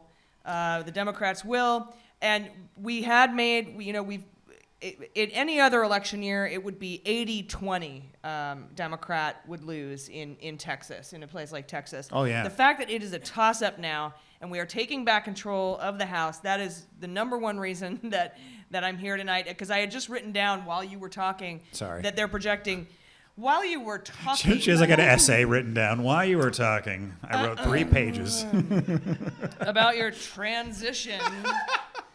You're gonna make fun of people transitioning now? That doesn't seem like this what this podcast does. You Dem transition people. I just can't even. Oh my God, call me a post-op. No. You're welcome. Welcome to the fold. But because I do want to get back to having the conversations of, let's talk about states' rights versus federal. Let's talk about big government versus small government. Sure, let's talk about the things we used to talk about, not what color is your nanny. Yeah, and important. What do you think about the caravan of ISIS that's coming up? Well, they are coming. There's no smallpox? denying that. I mean, they just keep going north, and as we've seen from the movie Outbreak, you can't stop it. But while you were talking, I did write down they're now projecting 229 Democrats will win. There's a 95% Dems will take the House. But then, as I was about to talk to you a little bit about Soccer City and some other things. Oh yeah, sorry. They've projected that the Dems will take control of the House. That is huge. We're going to get the gavels back. Ooh. Can I ask you gonna guys? Happen. Not you guys watching, but Yeah, all the ultra Republicans watching our Mueller she wrote newscast Nunes, right now. Rohrabacher, you guys are in trouble. You think Nunez is watching? That'd be so rad if he was just watching. Yeah. Son of a, just what do we cursing call at it? the Hate computer. jacking or something? What was it called? Something very vulgar and maybe questionable for me to say on masturbation. YouTube It's right called now. No, masturbation. it was something tugging. What was it? What was it, Jaleesa? You know. I think you made it up. Grudge tug. Grudge tug. Grudge Oh, that's a tug. good one. That's Grudge one. tug. You were You like, guys how should many- make Mueller she wrote Grudge tug T-shirts. Grudge tug. Like I porn. wouldn't buy a shirt that said Grudge tug. Zach Miller would sell them. Where's Zach? He would sell them. Yeah, right on the track. Like you wouldn't sell Grudge tug shirts. That mustache says all grudge. Yeah, that mustache should just be shaved with the words Grudge tug in it. I love it. I was going to ask you guys a question though, because this is a big. The state, this is a California specific thing, kind of. Actually, not really. Dianne Feinstein, for the first time in probably 1,000 years, has been opposed by somebody who is of her own party, and I was wondering where you guys stood on that because I'm voted for De Leon because I'm It's French. It's very French. De Leon. Everything is silent except for the D. No. I voted against him. Or I voted for him, sorry, and against Feinstein because I want a young push. I want younger people. I think Feinstein's handling of the Kavanaugh thing was a disaster, and that's a whole separate topic, but that's a personal opinion. And I just think that she's kind of past the point of really understanding what's happening in the country. And it's not an insult to her. It's just like your grandpa or your grandma. They get to a point where they're a little out of touch with what's going on. And I think career politicianing, how long has she been? She's really good at it, though. But here's she's good at it. Here's for where sure. my motivation was. You voted for her? I thought. Well, here's what I thought. Sorry. Yep. If we were going to be able to take the Senate, I would vote for her because we for the next a couple years, at least under Trump, I wanted somebody with experience on how to, kind of turn the screws. Yeah. And she does that. But knowing, or at least I was predicting that we would not take the Senate, I said, let's get some young people in there. Mm-hmm. So that's kind of where I was coming. They're both amazing. It's not an insult it's coming to down to her. little things. But when you talk about we need people who represent America. And with these kind of 2,000 and 3,000 increases in young people voting, I feel like I owe it to them. To elect people who represent them, who look like them, who act like them, who understand at least closer. I mean, De Leon's probably my age, but it's still getting down there. I think you have to be a minimum of a certain age anyway to be a senator. But 35, I think. Yeah, I also voted for De Leon because I typically have just been trying to vote in as many people of color as possible on this ballot that are also Democrats, obviously. Not the lost ones who are Republicans. We need more. We need a Senate, and we need representatives who look like the American people. And Well, there just becomes it just doesn't right now. And it's hard for people to hear and understand. But there just becomes a point where you're out of touch. It's almost like she's institutionalized. She's been in the Senate. She's been in government for so long. She's Brooks Hadley. She's Brooks. I mean, really, honestly. And it's like, I think the same thing about Pelosi. I just think there are people who have been in. For the young people watching, that is a Shawshank Redemption. Or you look at who's that fuck face on the Republicans? All of them? Nah, well, listen, there's two Huckabee or three. Sanders. No, she's not even a Republican. She's just a demon An old from hell. woman? Ann Coulter. Orrin Hatch. Hatch. Yes. That asshole. Orrin Hatch. That man is too old to understand anything. He was born before gets up, cars. and he's just like, yeah, fuck the blacks. And you're like, what? And he's like, yeah. And then he shuts an elevator door, and you're like, what is happening? This man should not be here anymore. And then the Democrats are so used to rolling over that Dianne Feinstein is just like, well, we don't agree with that statement, and we're going to write an email. And then they walk away, and you're like, what the? Like, you just, none of it makes sense. And that whole crowd, that whole generation needs to scoot out and let the people who are the young people who are coming out represent. I mean, we're in a much more progressive time, and that needs to be happening inside the government. It's interesting, though, because in terms of citizenry, when you think of someone that's a liberal versus a conservative, typically a liberal will be pegged as someone that's just a hippie, that's just up in arms all the time and crazy. And then when you actually get to Congress, they're not like that. They don't have that reputation at all. And so I think they need to reconcile that difference between their base and how they're actually acting in Congress. Yeah. And Orrin Hatch also was the one that said that Blasey Ford was attractive. And then they asked him to, like, clarify, and he was like, yeah, I said what I meant. She looks nice. That guy's a nightmare. Or who's that other guy? Lindsey Graham, the friggin' Pinocchio boy? He is like, he needs to be gone. Like, these guys just, they've been in too long. They've been there too long. They don't know how to function in any other way than the way they're functioning. And it's time to kind of revolt a little bit. And that's why I'm happy to see a lot of new people running. The woman in New York, who's like the Bernie, the Democratic Socialist. I forget her name. I'm sorry. Alexandra. I'm going to butcher that last name. Okay. But those kind of people who are excited. Even in town here, we had Sarah Jacobs who was running in my old district for Congress. She's a young, intelligent person who gets what's happening in her society right now, in her city right now. That's the kind of people I want to see. I want that encouragement, you know. Sorry, I keep rambling. I apologize. No, it's all right. You guys, we're a little bit past our break time. We're going to have to take a quick break here. Come down right now if you're... No on SDSU West. Yes, on Soccer City. If you're in San Diego, first of all, go vote. If you're in line to vote before 8 o'clock, you can still vote no matter how late you're there. And then also when you're done, come down to the Comedy Palace. We have a show starting in about a half an hour. That's why we have to get to the break, is because we got to rotate some. We're going to have Zach Miller coming up next. And, you'll see that mustache we were talking about. And he's got to host that show. So we want to make sure that we make time for him as well. So everyone, thank you again. We've just found out, as you know, that we will not take the Senate, but we will take the House. That is amazing news. Everybody, kick back your wine, pet your podcats. We'll be right back. Mitt Romney. Mitt Romney. Cool.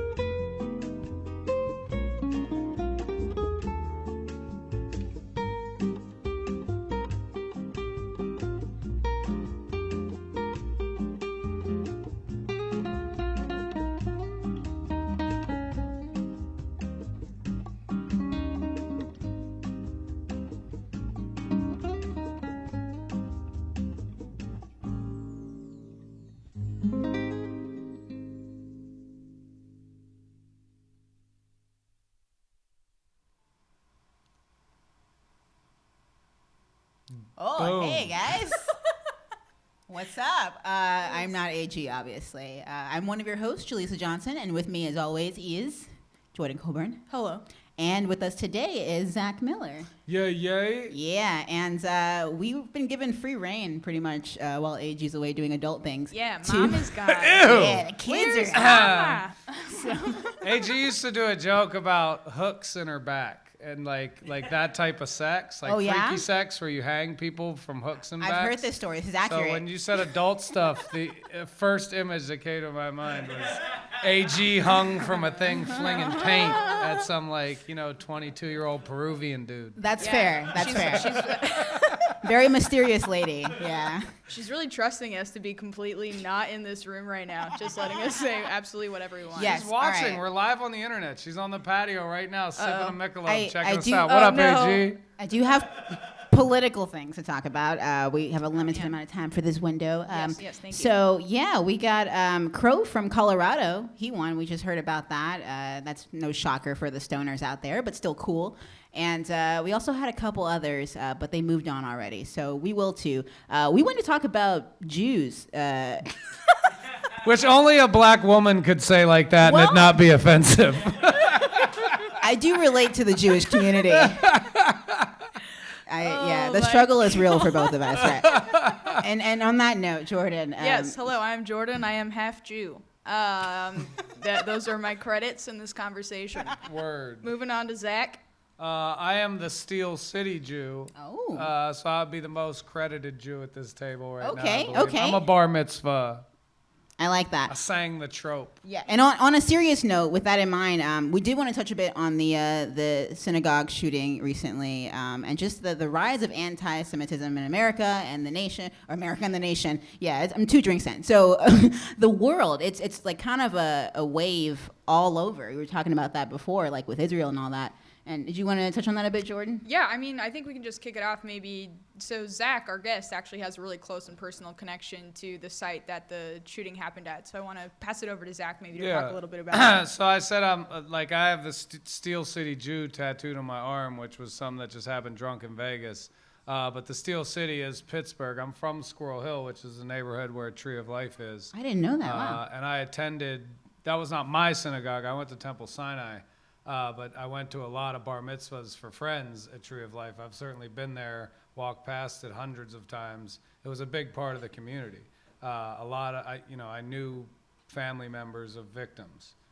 There was no way you wouldn't, because all the families know each other. Tight-knit, yeah. And for me, without crying now, I mean, the only thing that gave me any solace was the fact that everybody on that list was over 50. I just wasn't ready to see any more kids' names, because I know there were children there. There's always children in Saturday morning services, and I believe they probably had a bar mitzvah. Usually a bar mitzvah helps with Saturday morning services, or there's an actual bar mitzvah service. But that attack was because there was some type of gathering of HIAS, which is the immigrant program.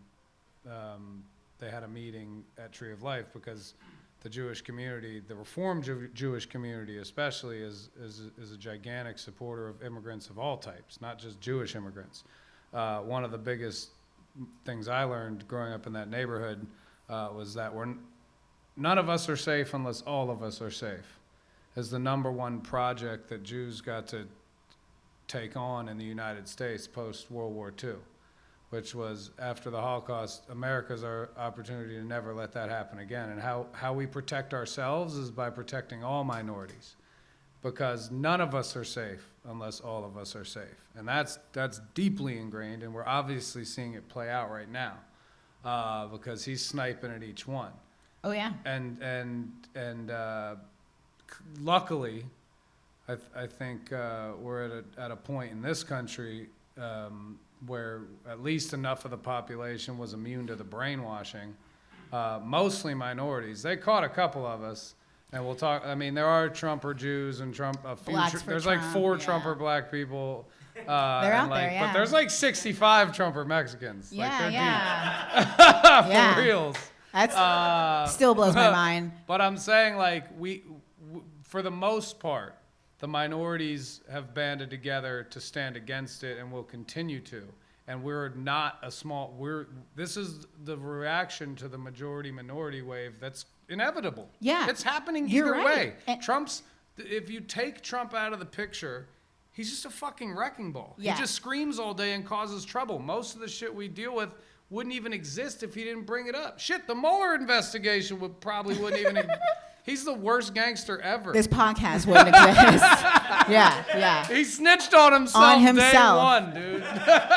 And you know something else? This, like you mentioned, this isn't something new, and Trump is just an opportunist. We remember when he got elected, there were the Nazis, the neo-Nazis that were doing their little salutes. You seen the videos, Jordan, where they were just in the beginning they were doing this. And they saw because he didn't denounce David Duke, and Exactly. if you don't denounce, it means you agree with. That's how politics works. Yeah. That's why presidents, no matter who they are, no matter if they're George Bush and they secretly want the support of those communities, they can't come out and say that shit. And this dude was like, no, fuck all the rules. We brainwashed 60. He has a cult. He has a cult of minimum 30 million people. Right. And another 30 million who are just on board because fuck it, they're just sheep. Yeah. And that's the way. And their mom and dad told them Democrats were the devil since they were babies, and it's just And they still believe it. You're indoctrinated. Have you seen that picture of Obama with glowing eyes and a flame behind his head? I may have, yeah. It's really a piece of work. Yeah. But the thing is, like, that's the funny thing about being from Squirrel Hill and being Jewish is that I'm no stranger to that type of propaganda. You know what I'm saying? Like, and I have family from York, Pennsylvania, which is pretty country. Like, My mom just moved there. I've been approached by neo-Nazis, like, as a kid in the mall. Can they tell? Like, mother. Oh God. That's something else I've always thought as a black person. Like, we have like a similar struggle of oppression in that sense, racism. And then, can people tell, like, even in your communities, that you are? No, dude. It's just like the whole. I do a bit about Jews being the ethnic spy. Like, nobody knows unless you tell them. They think I'm Italian or something. But you're proud. I'm not all Jewy. I'm not. You know. I don't fit that stupid stereotype. I got high with a Nazi one time. Oh. I'm not even kidding. Me and Bruce Jingles smoked a joint with a Nazi. He had the SS tats and everything. And but he was like 40. You know Did what I you mean? talk They're about just it? they're just like old gangbangers. Don't worry about the 40-year-old Nazis. Well, what I'm saying is he's not a real Nazi. He's just a gangbanger. Like ideologic. Like Yeah, he's not like a he doesn't give violent. a shit. He was just some dumb kid that got recruited into bullshit. Which can be dangerous, And then- but you're. Yeah, I then think. you just got to survive in prison for 10 years, so you keep doing it and you get some more ink. But they don't. I don't know if they don't believe anything. They're Fall bubbleheads. for anything. Yeah. they're- So he said to me, he goes, you're Jewish? He goes, oh man, you don't have those sunken eyes, or some fucking weird ass like something I'd never heard. I've heard most of the Jew stuff. Yeah, But that was when I was yeah. like, oh, that's that thing. We have sunken eyes. I definitely can relate That's to that because of kind Mel of. Gibson, because he made us look all ghoulish in The Passion. He made America look ghoulish. That's why Jews were mad about that, because Yeah. he made us look ghoulish.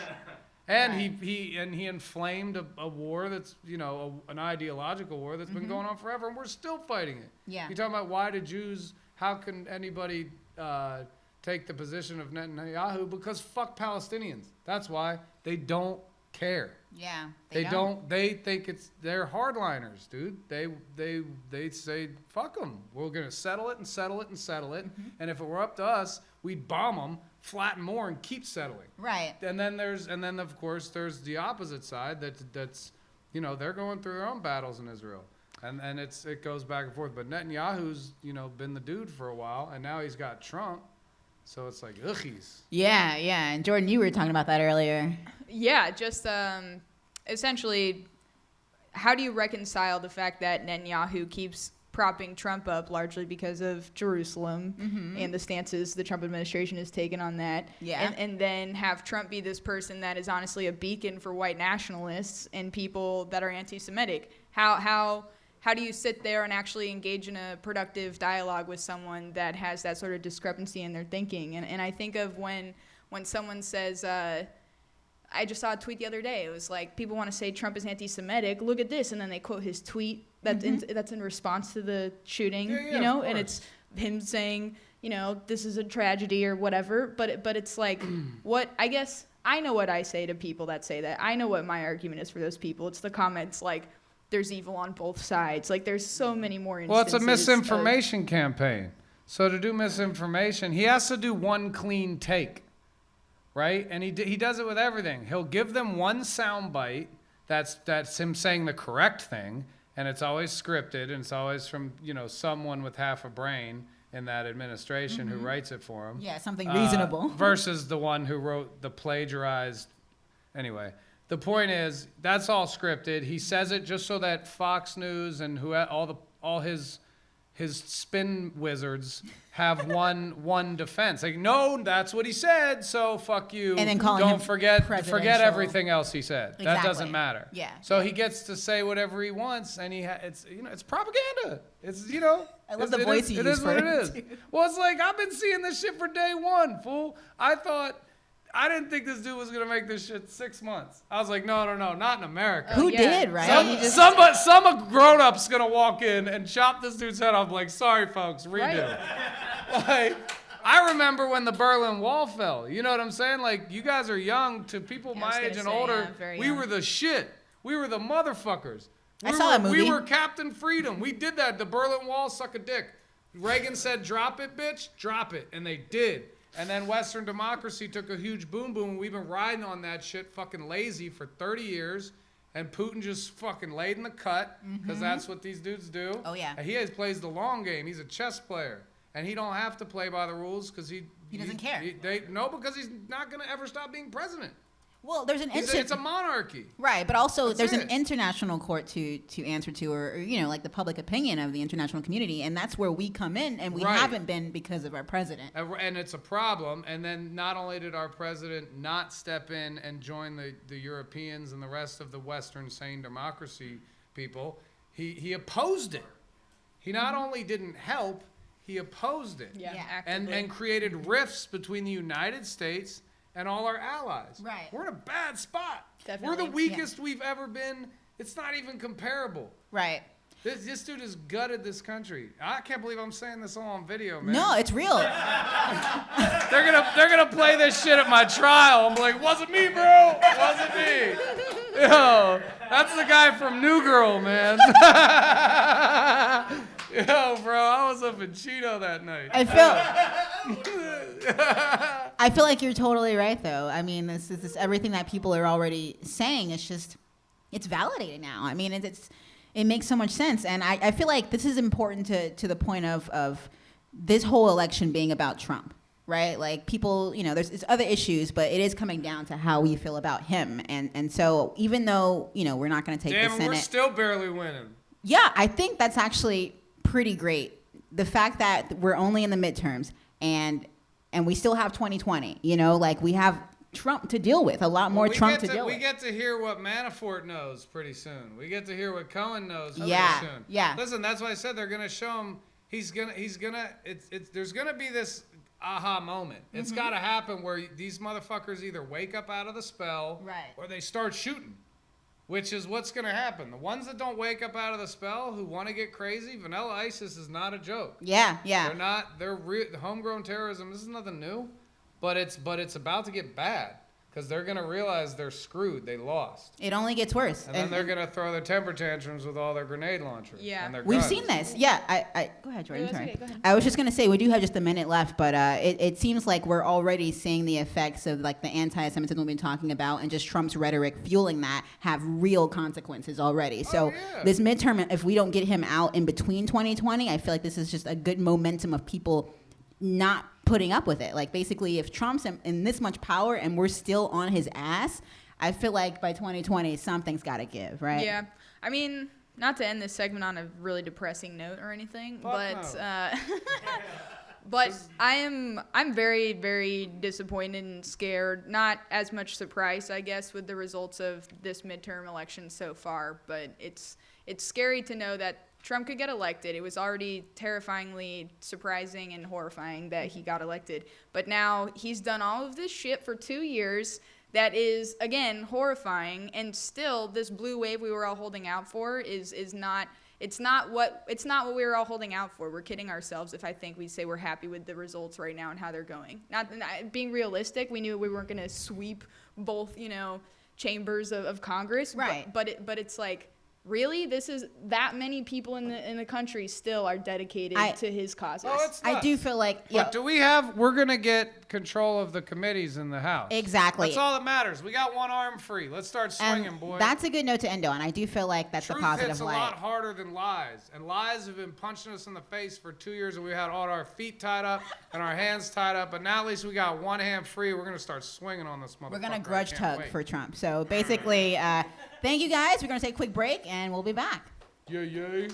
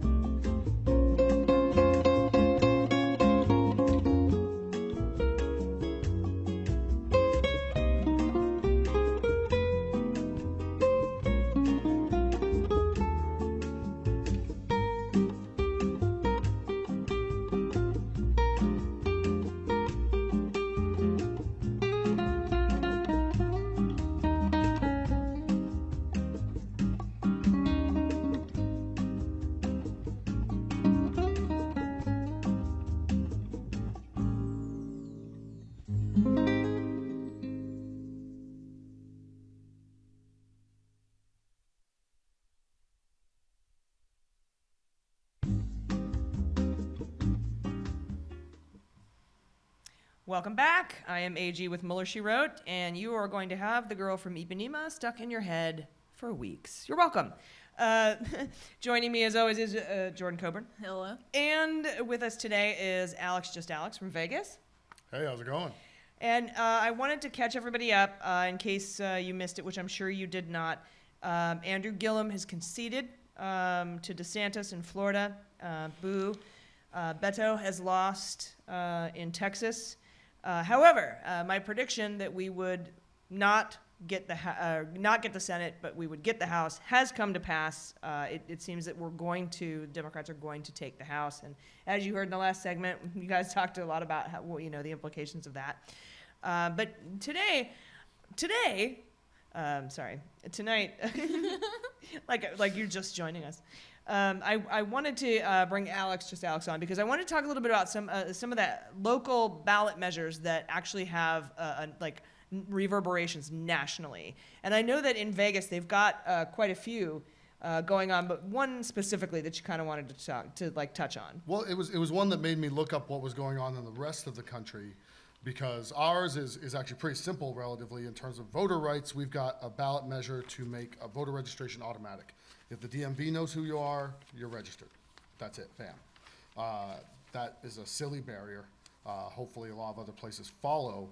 But if we don't come out and vote for these ballot measures that help change the system and make it more fair and more democratic, then we're continually getting underwater. We're drowning, So all this voter suppression, there's some things to get in the way of it. Some of these ballot measures are trying to suppress votes, right? So we've got voter ID on the ballots in Arkansas and North Carolina. Those are things to watch. If you Google, there's a Vox page that has it's the only one I can find that's doing up to the minute ballot measure results. This is interesting, in Michigan and in Colorado, there are gerrymandering bills that are appointing committees rather than like the state legislature with redistricted lines. And in fact, in Michigan, it's random. Literally, the Secretary of State is supposed to randomly choose voters. They can't be elected officials or other partisan people.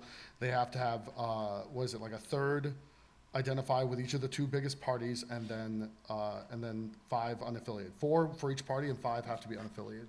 Okay. And that's and then there's certain things they should be continued. They basically some common sense things that prevent these crazed districts that you see people draw in order to disenfranchise people. So that's interesting. Auto reg is on there. Let's see here. Oh, in Michigan also, there's one ballot that gives them straight ticket voting, auto registration, same day registration, and no excuse absentee voting. So these are things to watch and see if they're succeeding. A big one in Florida is restoration of voting rights for felons. So that one we can actually call. It's affirmative. So restoration, and for anything that's not murder or sex crimes. Right, violent crimes. So other felonies. So congratulations if you ever woke up feeling the need to burgle something. You threatened a judge, okay? Serve your time, get rid of parole. You got to do that first. You can vote after yelling at that judge. Yeah, I like that verb. Computer hacking, animal cruelty, check fraud. Lots of people are so still. the Russians can vote. Well, and maybe our president eventually. So there's lots of no, but here's the thing. That law was distinctly designed to disenfranchise black people. Absolutely. It still does today. It has always been applied that way. As the criminalization of marijuana was designed to prevent people of color from voting. Right. This is that happening, and it's there, and you can read articles on how Rick Scott made it worse, on how it was first instilled for that purpose, and there's quotes from people saying that. So getting that out of the way is actually a very big thing, and the people who like to burgle are just there for the ride. So that's good. So yeah, one other thing I thought I heard, and people are sad about Beto, but if you looked at the actual numbers, I mean, right before today's last prediction from 538 was they expected him to get 47% of the vote, low of 43%, high of 50.9%. So you see that he came in at what, like 48? 48. 48. Mm-hmm. Okay. So that means he's energizing people who didn't show up in the polls, right. Which is what we need to do, right? And it's, and I know everyone hates Ted Cruz, but my point is, you have to look at the polls a little bit and have realistic expectations so we don't get worn out as we resist. Yeah, and I know that going out of that last segment, you were like, this isn't what we were hoping for. We were hoping for something more. We were hoping for, we were all kind of secretly hoping for a blowout, but Right. I think realistically coming into this, I had said 226 in the House, and that we would not take back the Senate. I didn't know that we would lose seats in the Senate, but apparently that seems to be how it's shaking out. And again, this is one of those weird years where the Senate and the House break differently. We knew that it was going to be very difficult to maintain control of the Senate. It is disheartening where you were hoping. But yeah, I think I also live in an echo chamber on my own social media and Twitter and Facebook, and it's like, wow, this is the craziest excitement I've seen about an election since I was allowed to vote 5 years ago. But yeah, so I think that I've seen people talk about that. You get in an echo chamber, you think it's going to be a lot different. That affects a lot of projections, and it's just not a fair thing to base anything on. This happened with Bernie a lot. Like, a lot of people thought I was a huge Bernie hater because I would go and just try and manage the expectations of a lot of people who wanted Bernie to win, and they went to these rallies and everything, and they saw this excitement, and that's all you heard about on Facebook. And I'm like, you're not hearing from all these people, all these other people, though. Well, at some point, what's going to come to a clash or a juggernaut is that young people who are turning out in droves this time. It looks like. It looks like. I want to see that number. That's as important for the young future people, as anything. and this isn't a bad thing. It's just different. They expect things to happen more quickly because of the way they were raised. They were raised with the internet. They were raised with things to be right at their beck and call. Apps and I sound like an old lady. Yeah, all your apps and your flabbity flee. But they do. They expect things to happen quickly, and the government is designed to happen slowly. And so we get very excited thinking that things will happen as quickly as we want them to happen, and they don't. And I don't want that to be a discouraging factor for young people, because I feel like it might be. I feel like after this election, a bunch of young people will be like, well, I voted and I did a bunch of stuff, and F this, it takes forever. And I'm like, yeah, it does. It takes forever. That's how it goes. So please, that's my old man message too. If you want to get in and you want to make it go faster, you have to get in to make changes, and you can't even begin to think about making those changes if you don't have a seat at the table, and you lose the chance to get a seat at the table when you don't show up to the polls. So it's very important that you don't get discouraged, that you remember that there's actually a benefit in the slow rolling cogs of the government, the way that it was designed, so that we can't just automatically ban Muslims from coming into the country.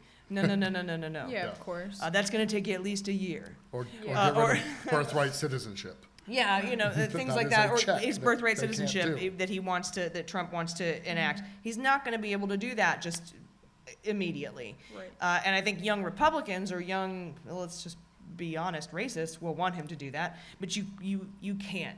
That's not the way this government was designed. It was designed that way on purpose, and it was designed that way for a reason. However, they did not have the foresight to realize that we would be taking in daily 10 times the amount of data that my 6 previous generations took in combined. So I don't know that they had the ability to see that kind of growth in our ability to take data in and put change out. And so I think that there's going to be a clash when the young people come up, they get in, they're going to want to make changes so that the government moves at a faster pace. Yeah. Great, do it, but you're never going to get there if you don't vote.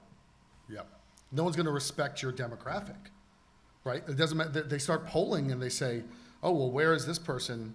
What do these people think? And they say, well, they didn't come out to vote in the last election. They're not going to come out this time. They will when they retire, apparently, for whatever reason. But they're not going to respect your demographic. And so I think you're very right. You can't get too discouraged. You have to come out and vote, even just to represent. Even if it's like something, I've lived in California for a bunch of presidential elections where it was just, didn't matter. But I need to rep my viewpoint at least, right? I wanted it to be a slaughter, right? That was Hell, that was what I was hoping for last time with Trump. I was being like, I was worried that he might come close. I didn't even think he was going to win. I thought he might come close, and what the ramifications for America on the world stage would mean. Well, fortunately, in 2020, California has moved up in the primaries. We're going to be one of the first states to vote in the primaries, no and I shit. think I that didn't know that is about going to that. send waves through the election. So young people in California, do not get discouraged. In 2020, your voices will be some of the first to be heard in the primaries instead of the last. That's And awesome. so please keep that in mind as you kind of, absorb what's happened tonight. We did take the House. We didn't take the Senate. That's what I thought was going to happen. I know it's disappointing on a lot of levels, specifically with certain races. Take heart, though. I think Spanberger is going to win. She's the CIA candidate, the one who had her application for security clearance released by the United States Postal Service and then used in Republican ads against her. I think she's going to win. And we'll see. We'll see how it goes. But take heart that we've won a lot of races. There were 35 Senate races tonight, and we did maintain a lot of the seats that we already had. We just didn't have enough in very Republican areas where Democrats were very vulnerable to go that extra mile. So, Yeah, I think for me, from a millennial perspective, it's a bummer to know that the last election was not just a fluke. This election was a confirmation that it was not just a fluke, and I do worry. I disagree. The fact that Texas is even close. That's amazing. It is No. amazing what Beto did. Sorry. Even without winning, it's amazing. Let me clarify what I was Okay. saying. So in 2016, the fact that Trump got elected, that wasn't a fluke. Those people that support him exist, and they continue to exist. It wasn't Yes. because we talk. Again, I disagree. Really? These are. Wait, I feel like I'm saying a very ineffable thing that there are racists and crazy Trump supporters that exist in large numbers in our country. If that were true, we wouldn't have taken the House, and we would be down 6 or 7 seats in the Senate. I think. But they're still there, though. You know, they are. They're not going. I don't think away. they have. There's I don't nothing think we they can have do about that. momentum right now. I don't think they have momentum. If maybe that's the difference, right? They exist, sure, and they're still there, and they're not necessarily going away. But I don't think they're gaining ground. That But would we be did terrifying. gain. Think of for all them. the ground that we've gained in those states where we lost the Senate race. But those were states where 2 years ago the Democrats lost by 16, 20, 30, 40 points, and now we're only losing by a point, a half a point, 2 points. Right. Yeah. So we're actually making ground even though we're losing. So yes, they're still Absolutely. there. Yes. But I think the message from this election is so are we and so are the young people. Right, yeah. I I think was that's the hoping for more, real- but you're totally right. And I'm sorry to step on the end of that because that's profound and true. And I like that you bring up the word discouraged because when I say I'm disappointed, I don't mean to say I am discouraged. I'm the Right. opposite of discouraged. I'm encouraged to come out in more numbers, keep doing our podcast, obviously, keep working so we can keep showing up in bigger numbers over and over again. And you're right, it is slow change, and it's, But it's working. yeah, It's just going to take a while. Yeah, Make no mistake, they're afraid of the fact that Beto came that close. Oh. They are. Oh, Definitely. And we have to use our energy to resist And all the on Senate the seats next that were contest. up, we're going to roll their way anyway. Think about the next time when it's not going to swing their way. So, Yeah. you guys, we'll be right back. Thank you for sticking with us. I'm AG. I'm Jordan Coburn. I'm Alex, just Alex. And this is Mueller, She Wrote.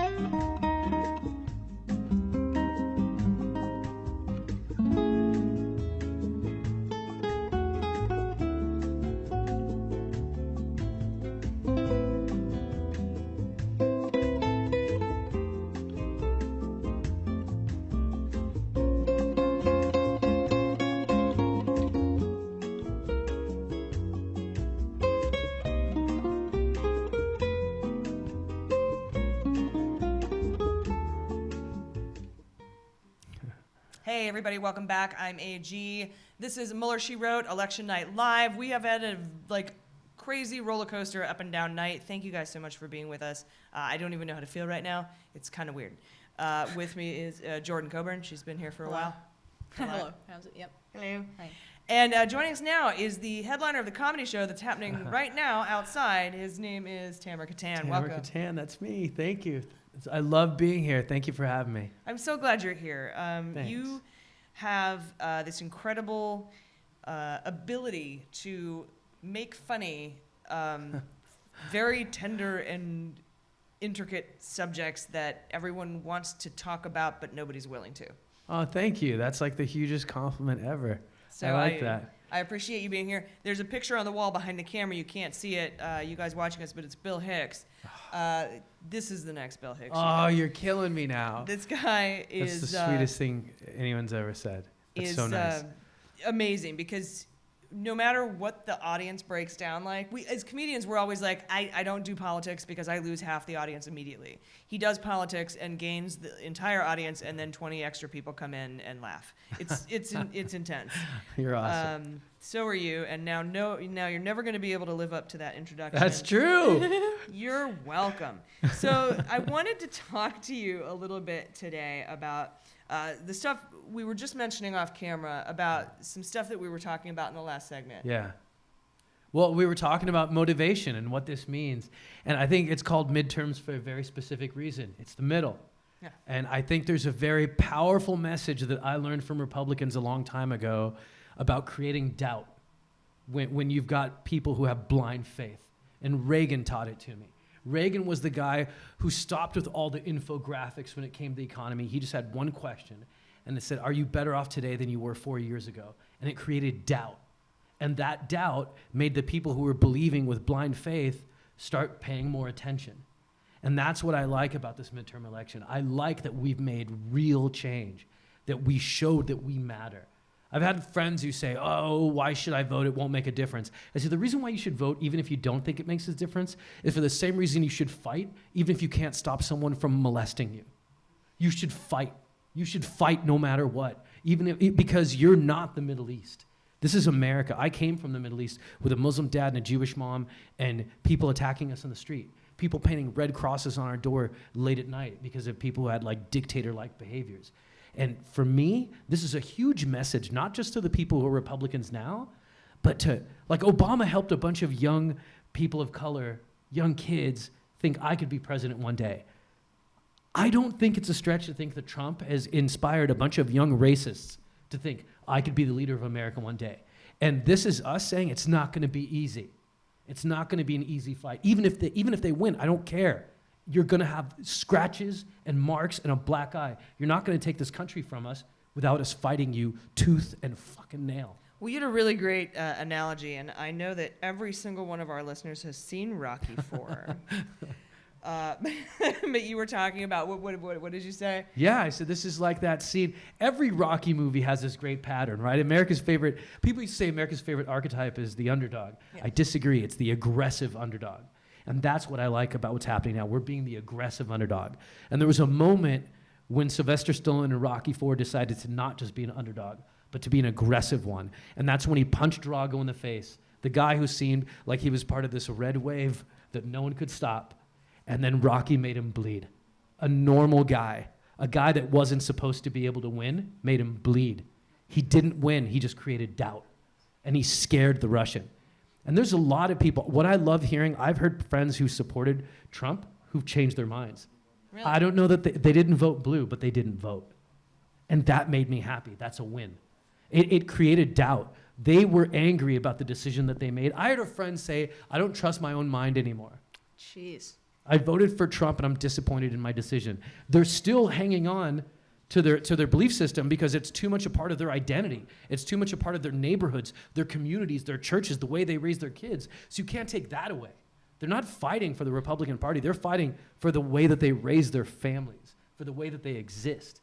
And that, to me, for them to stop and start to doubt that and to see the value in us uniting as people, we've got the word united in our name. Why is that so hard to understand?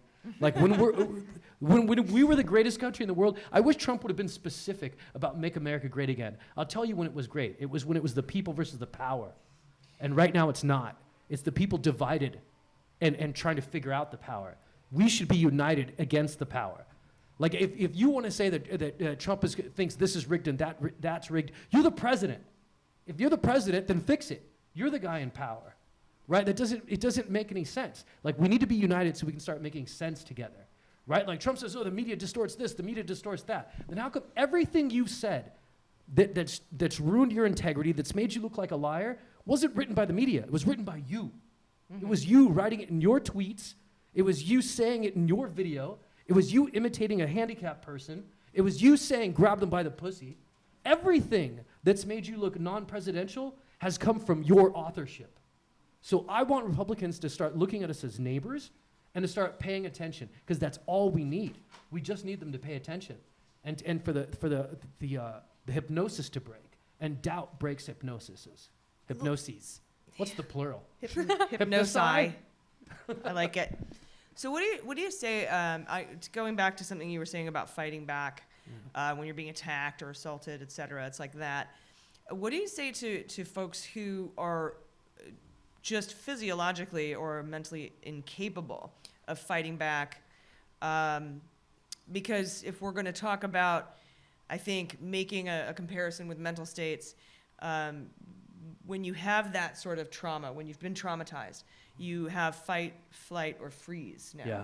Yeah. And some folks freeze. Sure. And how do you get those frozen folks to fight back without shaming them? I think that's kind of been something that we've had a really hard time with. Yeah, 100% agree. I think the time for shaming is over.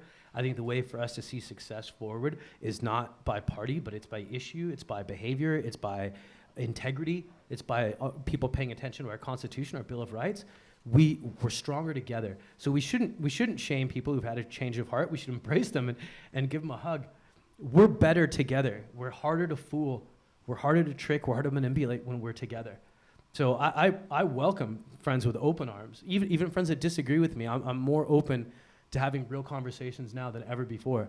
I think the reason why there's been a lot of confusion spread in the news is because that's the paradox of choice. It makes the more choice you have, the more you're likely to freeze. That freezing is a tactic of this party, of this administration. Like they want to give you so many different versions of the truth that you can't pick. That's what happens when you go to a restaurant when the menu's too big. Selection overwhelming, right? What do they call that? Where you have too many choices. So I don't want anything. It's paradox of choice. Yeah. Right, where you get a menu that's so big that you can't pick, versus going to an In-N-Out where it doesn't take anything but a few seconds. I think once we get rid of all the false news and we just have the truth in front of us, it'll be more like an In-N-Out menu instead of this giant crazy thing that we're all trying to figure out. How do you think we get rid of false news? What do you think is the? I mean, it seems like it would be a brain-numbingly, easy thing to do, but it's not, obviously. So. Yeah, and I think and then secondarily, the problem that comes along with it, where the folks who are actually creating the false news turn around and accuse legitimate news outlets of being fake. Yeah, I mean, because that's their MO is right. to accuse you of what they've done. Yeah. And it seems to have worked. And I'm not saying that because of the results of this particular election, but that seems to kind of, but it's taking hold at least in the base. Yeah. No, I think it's a lot. It's similar to drugs. If you want to get to the people that are creating the drugs, you got to get to the distributors first. You got to get to them. We got to hold social media companies responsible for putting out false news, especially when they catch it. Even today, Twitter and Facebook both found news that was false, and they didn't do anything to take it down. They didn't take down misleading information.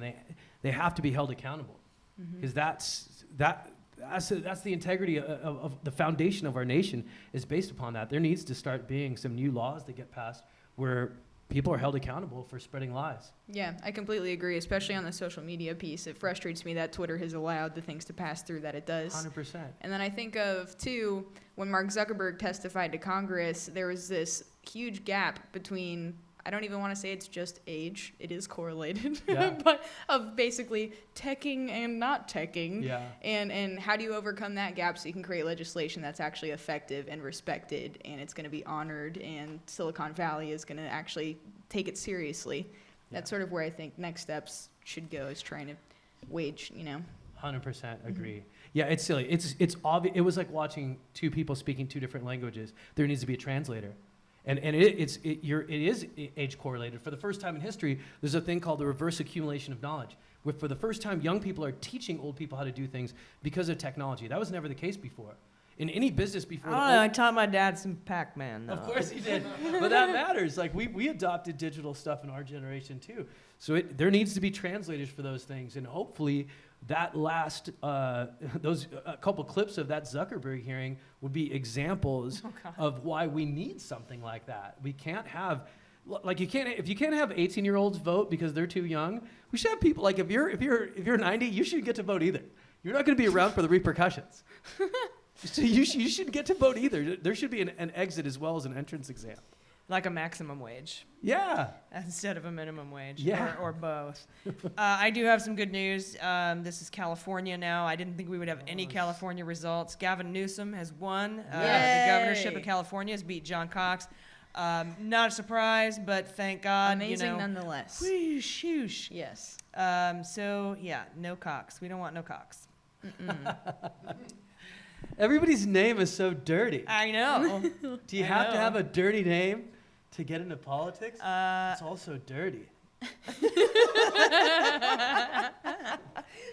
So dirty. Changed my name to Tamer Kattan.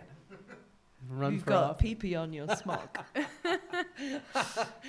picked the 8th grade version of porn. Leave it to you.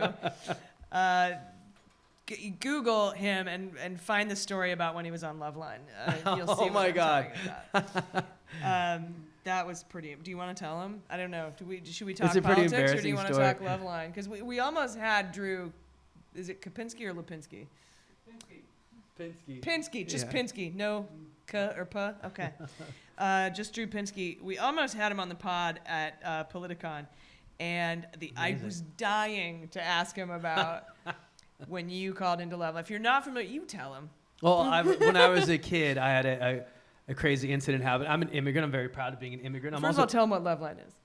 Loveline is a nationally syndicated radio program where there's a DJ and a doctor, and kids can call up and ask the doctor questions they're too afraid to ask their parents. Right? So it's the early 90s. I had just watched the news, and they kept talking about AIDS and HIV, and AIDS, it wasn't even like the news. It was like Night of the Walking Dead. AIDS was such a terrifying thing.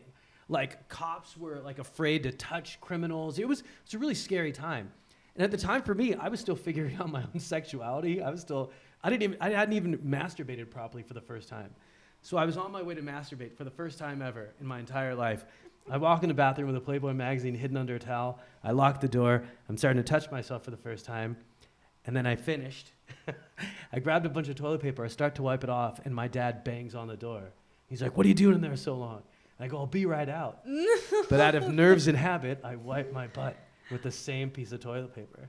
So because of the news and the misinformation, I thought I gave myself AIDS. So I called Loveline. I thought the only way that I could make this situation worse was actually calling Loveline. Right, my parents are asleep. It's 1 o'clock in the morning. Right, I've been on hold for an hour and a half. The screener comes on. He goes, "Hey, buddy, I'm so sorry, but I'm on hold all this time. I hate to do this to you, but we're running out of time. I don't think we're going to be able to put you on the phone, but I'm here to help.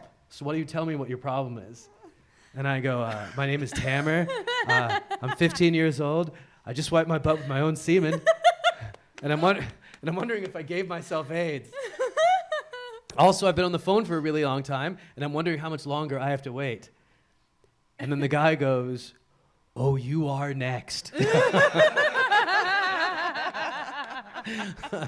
Yeah. I got a new nickname from that phone call. It was Tamer the Butt Rammer became my new. It's better than Grudge Tugger. What did they say? Oh, they laughed. They laughed really hard. The DJ made fun of me, but then But then Dr. Drew reeled it back in and said, hey, you know, I'm really glad you brought this up because there is a lot of misinformation out there. And he told me that I didn't give myself AIDS. I breathed a sigh of relief. And then you said, are girls' dicks different from our dicks? I had no idea. I had no idea what girls' genitals look like. The misinformation that we get it's crazy. As children It's about insane. sex is nuts. I don't know if that's even a thing anymore because you can just look it up now.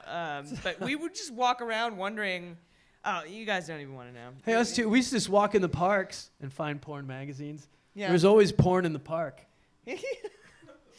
What part? Wrinkled porn pages. You never noticed that somebody's drunk dad was like, I got to get away from my wife. He sat in a park and read Hustler and drank tall cans. You see the remainder of an angry pop and some porn. Oh, my God. So, Gavin Newsom is the governor of California. So great. I don't even know how to segue out of that. And how about this? Tamer, thank you so much. Thank you so much for having me on. And joining I'm us. so proud of you guys for doing this. It's such a service. It really is a service. And I have only said service to other people before you guys. It was the military and strippers. I have combined both in my life. You are the best of both of those worlds. Proud to bring that No, to but you. I genuinely mean it. You guys are doing like a really important thing. I really admire what you're doing, and we need people like you. We need the integrity of what you guys are doing. So thank you for me and for everybody else who listens in. You guys are doing important things. So thanks. Thank you, Tamer. And thank you guys for watching. We'll be right back.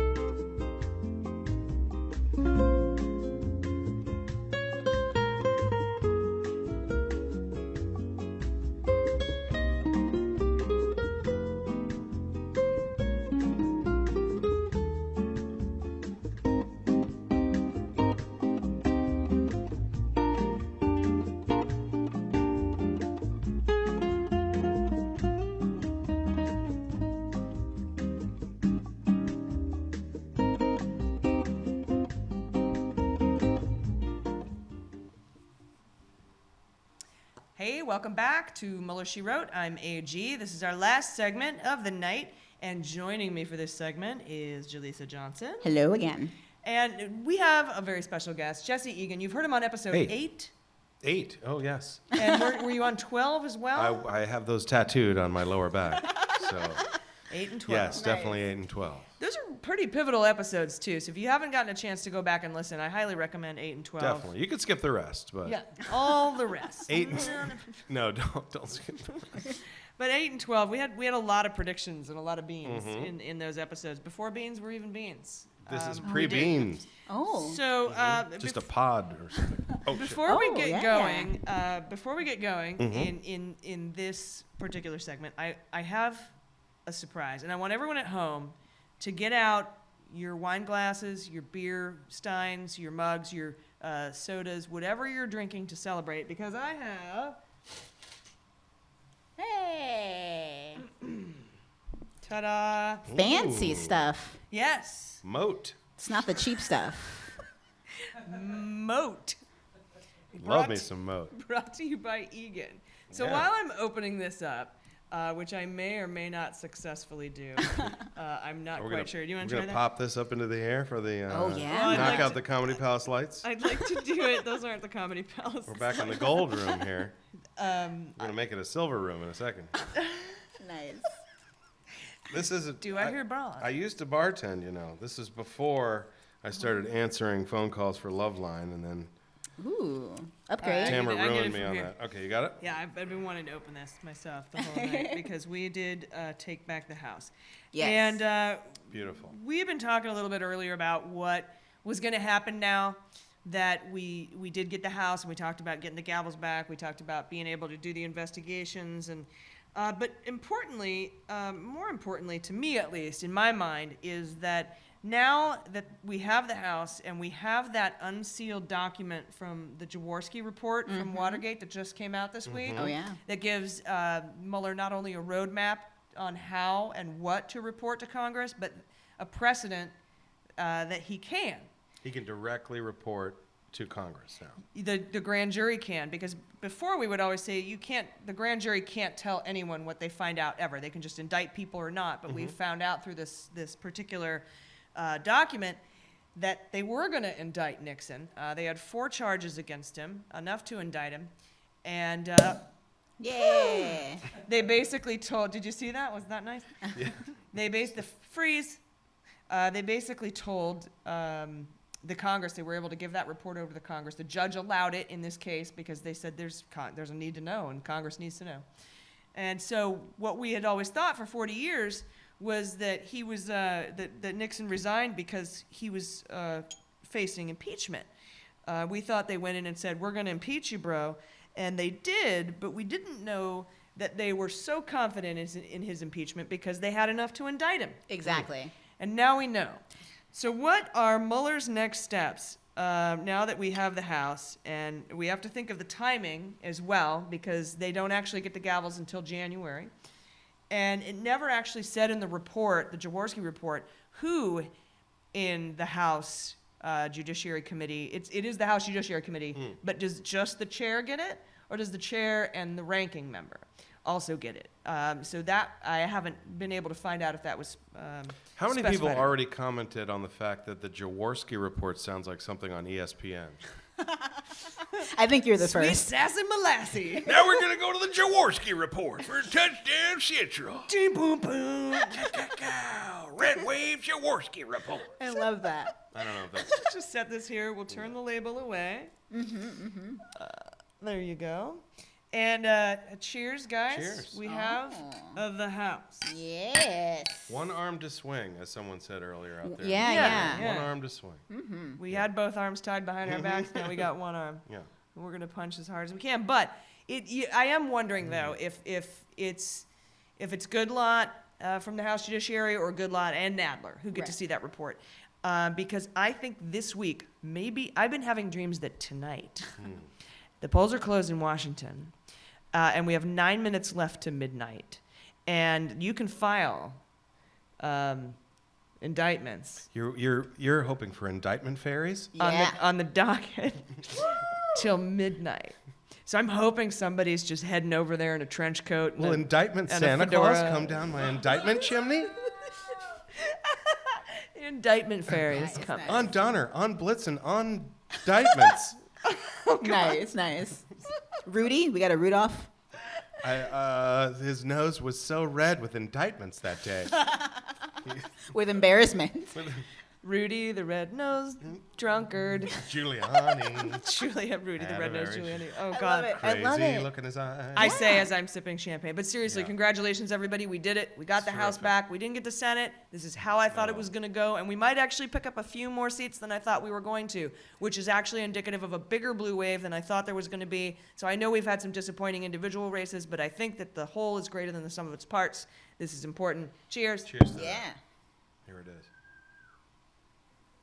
We get and was this a record voter turnout? It seemed like it really mobilized a lot of people. We're going to look at that. People were saying that they're looking at it could be 110 million, 110 million voters. Wow. And that's crazy for a midterm because, as you know, about 120, 130 million people voted in the last election. Yeah, the presidential election, right? Yeah. Right, and it's usually double. So the fact that even our early voting, we had more early voters than voted in all of 2014 in a lot of states. So, Randy Bryce. Lost, yeah. Bryce Dash lost. Dang it. Sorry, that just popped up in my little foreground there. I really liked him, Iron Stash, but he didn't make it. He's probably not going away anytime soon. No, and none of That us. stash will never die. God damn it, that's too bad. Did you see the latest Simpsons where Flanders talked about why he has the mustache? No. Watch it. Really? No, don't. The Hashtag origin cancel of the the Simpsons. stash? Oh no. It's amazing. It was. His It was parents an get origin. killed in an alley by the Joker, and then he had to wear that stash. Yes. Oh, That's exactly I've seen that what story happened. several times. So what do you think Mueller's next moves are going to be, you guys? I was hoping tonight in the next 6 minutes he would indict Roger Stone. I think We were hoping he would come surfing in on a blue wave, just throwing indictments hither and yon. like Mario Kart. Mm-hmm. I was thinking of what's the water superhero guy who's like always riding Aquaman? on the other one. He's like riding. It's from The Incredibles, I think. He's like a new superhero. He rides on his own wave. Oh, yeah. Yeah. It The reminds- Frost guy. Yeah. That's, Iceman. That's actually his name is Freeze. Samuel L. Jackson. Yeah, Frozone. Yeah. Oh, Frozone. Where's my Yeah. super suit? Yeah. Frozone yeah. sounds like Go-Gurt. It does. It sounds like a snack. Yeah. It makes me hungry. I want my Frozone, Give Mom. me that Frozone. You can't have it till you eat your dinner. Okay. And then Ding. Frozone. hurls an indictment that, at you and yeah. freezes it to your head. I can't wait for that. So we were thinking Stone, you said. I think Stone's the next guy. I think so too. He's got to be next. Yeah, there's so much heat. There is. Yeah. But I do know that it's not until November 8th that we have those hearings on Andrew Miller, and it's not till December 14th that we have the hearings on that secret subpoena that some people are actually positing could be Trump. So somebody asked me, is it Pence? I don't know. Pence has been kind of far away from all this. Yeah. He's been able to distance himself pretty well, kind of the way he distances himself with Mother. But I honestly, the thing about this is that we don't know, but Vanity Fair came out with an article that things are going to start really heating up in the next couple weeks in the Mueller investigation. What will Trump do to distract from that? Can he come up with like a Muslim caravan? He'll just keep talking about the Some sort current of, caravan. Oh, the current. And yeah. he has That'd be said that creative. there's Middle Easterns in it. They're coming by boat. And polio is in there, right? Smallpox and polio. Smallpox, which has By been land or by obliterated. sea, the smallpox. But that he calls them Middle Easterns. Yeah. They're also bringing the Black Plague There's back. many Middle Easterns. They're coming. The Black Plague. Yeah, that's... He's not a fan of that I think plague. he is already a fan of. Yeah. That's it's not his favorite I plague. don't like. A little Name one prejudiced plague against by a that black particular It's a person. very It's not a low shithole. IQ plague. He doesn't like how that plague likes to take a knee from time to time. There you go, yeah. Oh, goddamn. Biggest problem with that. Up 51-48 is the Kemp. Did he win it? Did they call it?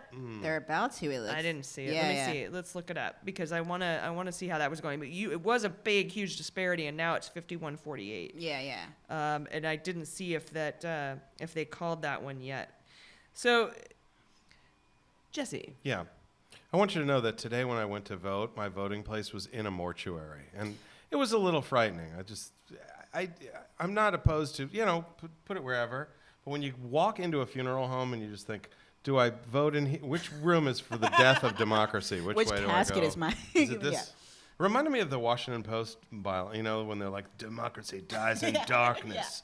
You're like, is it dark? It's dark in this room. Am I going to die? I just looked up, I wanted to see basketball scores, Washington Post. It's like a bad omen voting there. It's scary. Yeah. I actually can't. It's not telling me if they've called the race. They probably Apparently haven't. the Russians won that one. Oh, yeah, they won a lot. They've won a lot. Will Arnett is in this one. That's pretty cool. Steve King, ugh, gross. They're both highlighted, but it doesn't say if they've called it. Oh, well.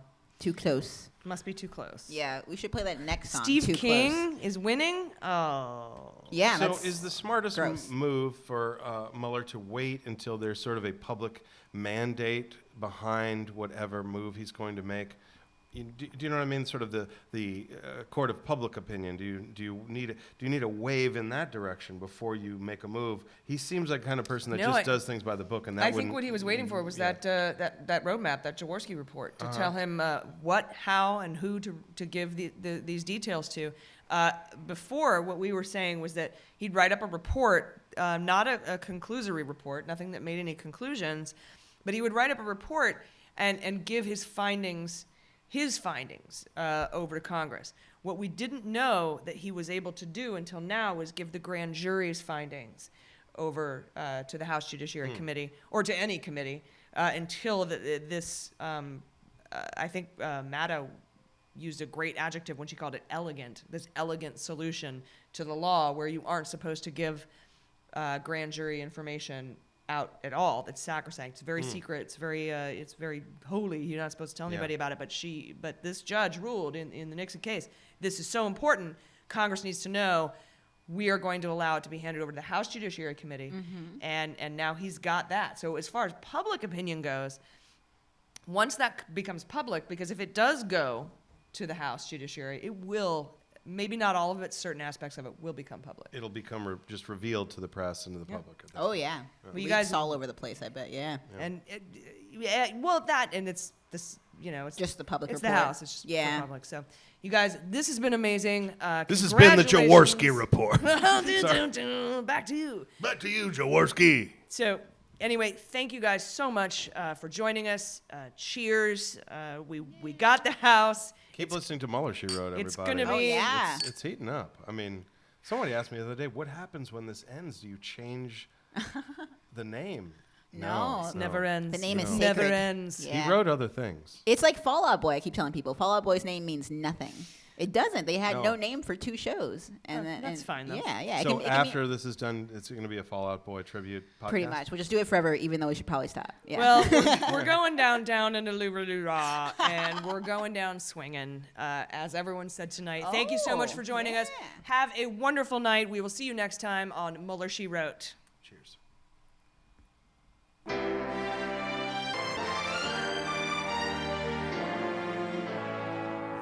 So to be clear, Mr. Trump has no financial relationships with any Russian oligarchs. That's what he said. That's what I said. That's obviously what our position is. I'm not aware of any of those activities. I have been called a surrogate at a time or two in that campaign, and I did not have communications with the Russians. What do I have to get involved with Putin for? I have nothing to do with Putin. I've never spoken to him. I don't know anything about him other than he will respect me. Russia, if you're listening, I hope you're able to find the 30,000 emails that are missing. So, it is political. You're a communist. No, Mr. Green. Communism is just a red herring. Like all members of the oldest profession, I'm a capitalist.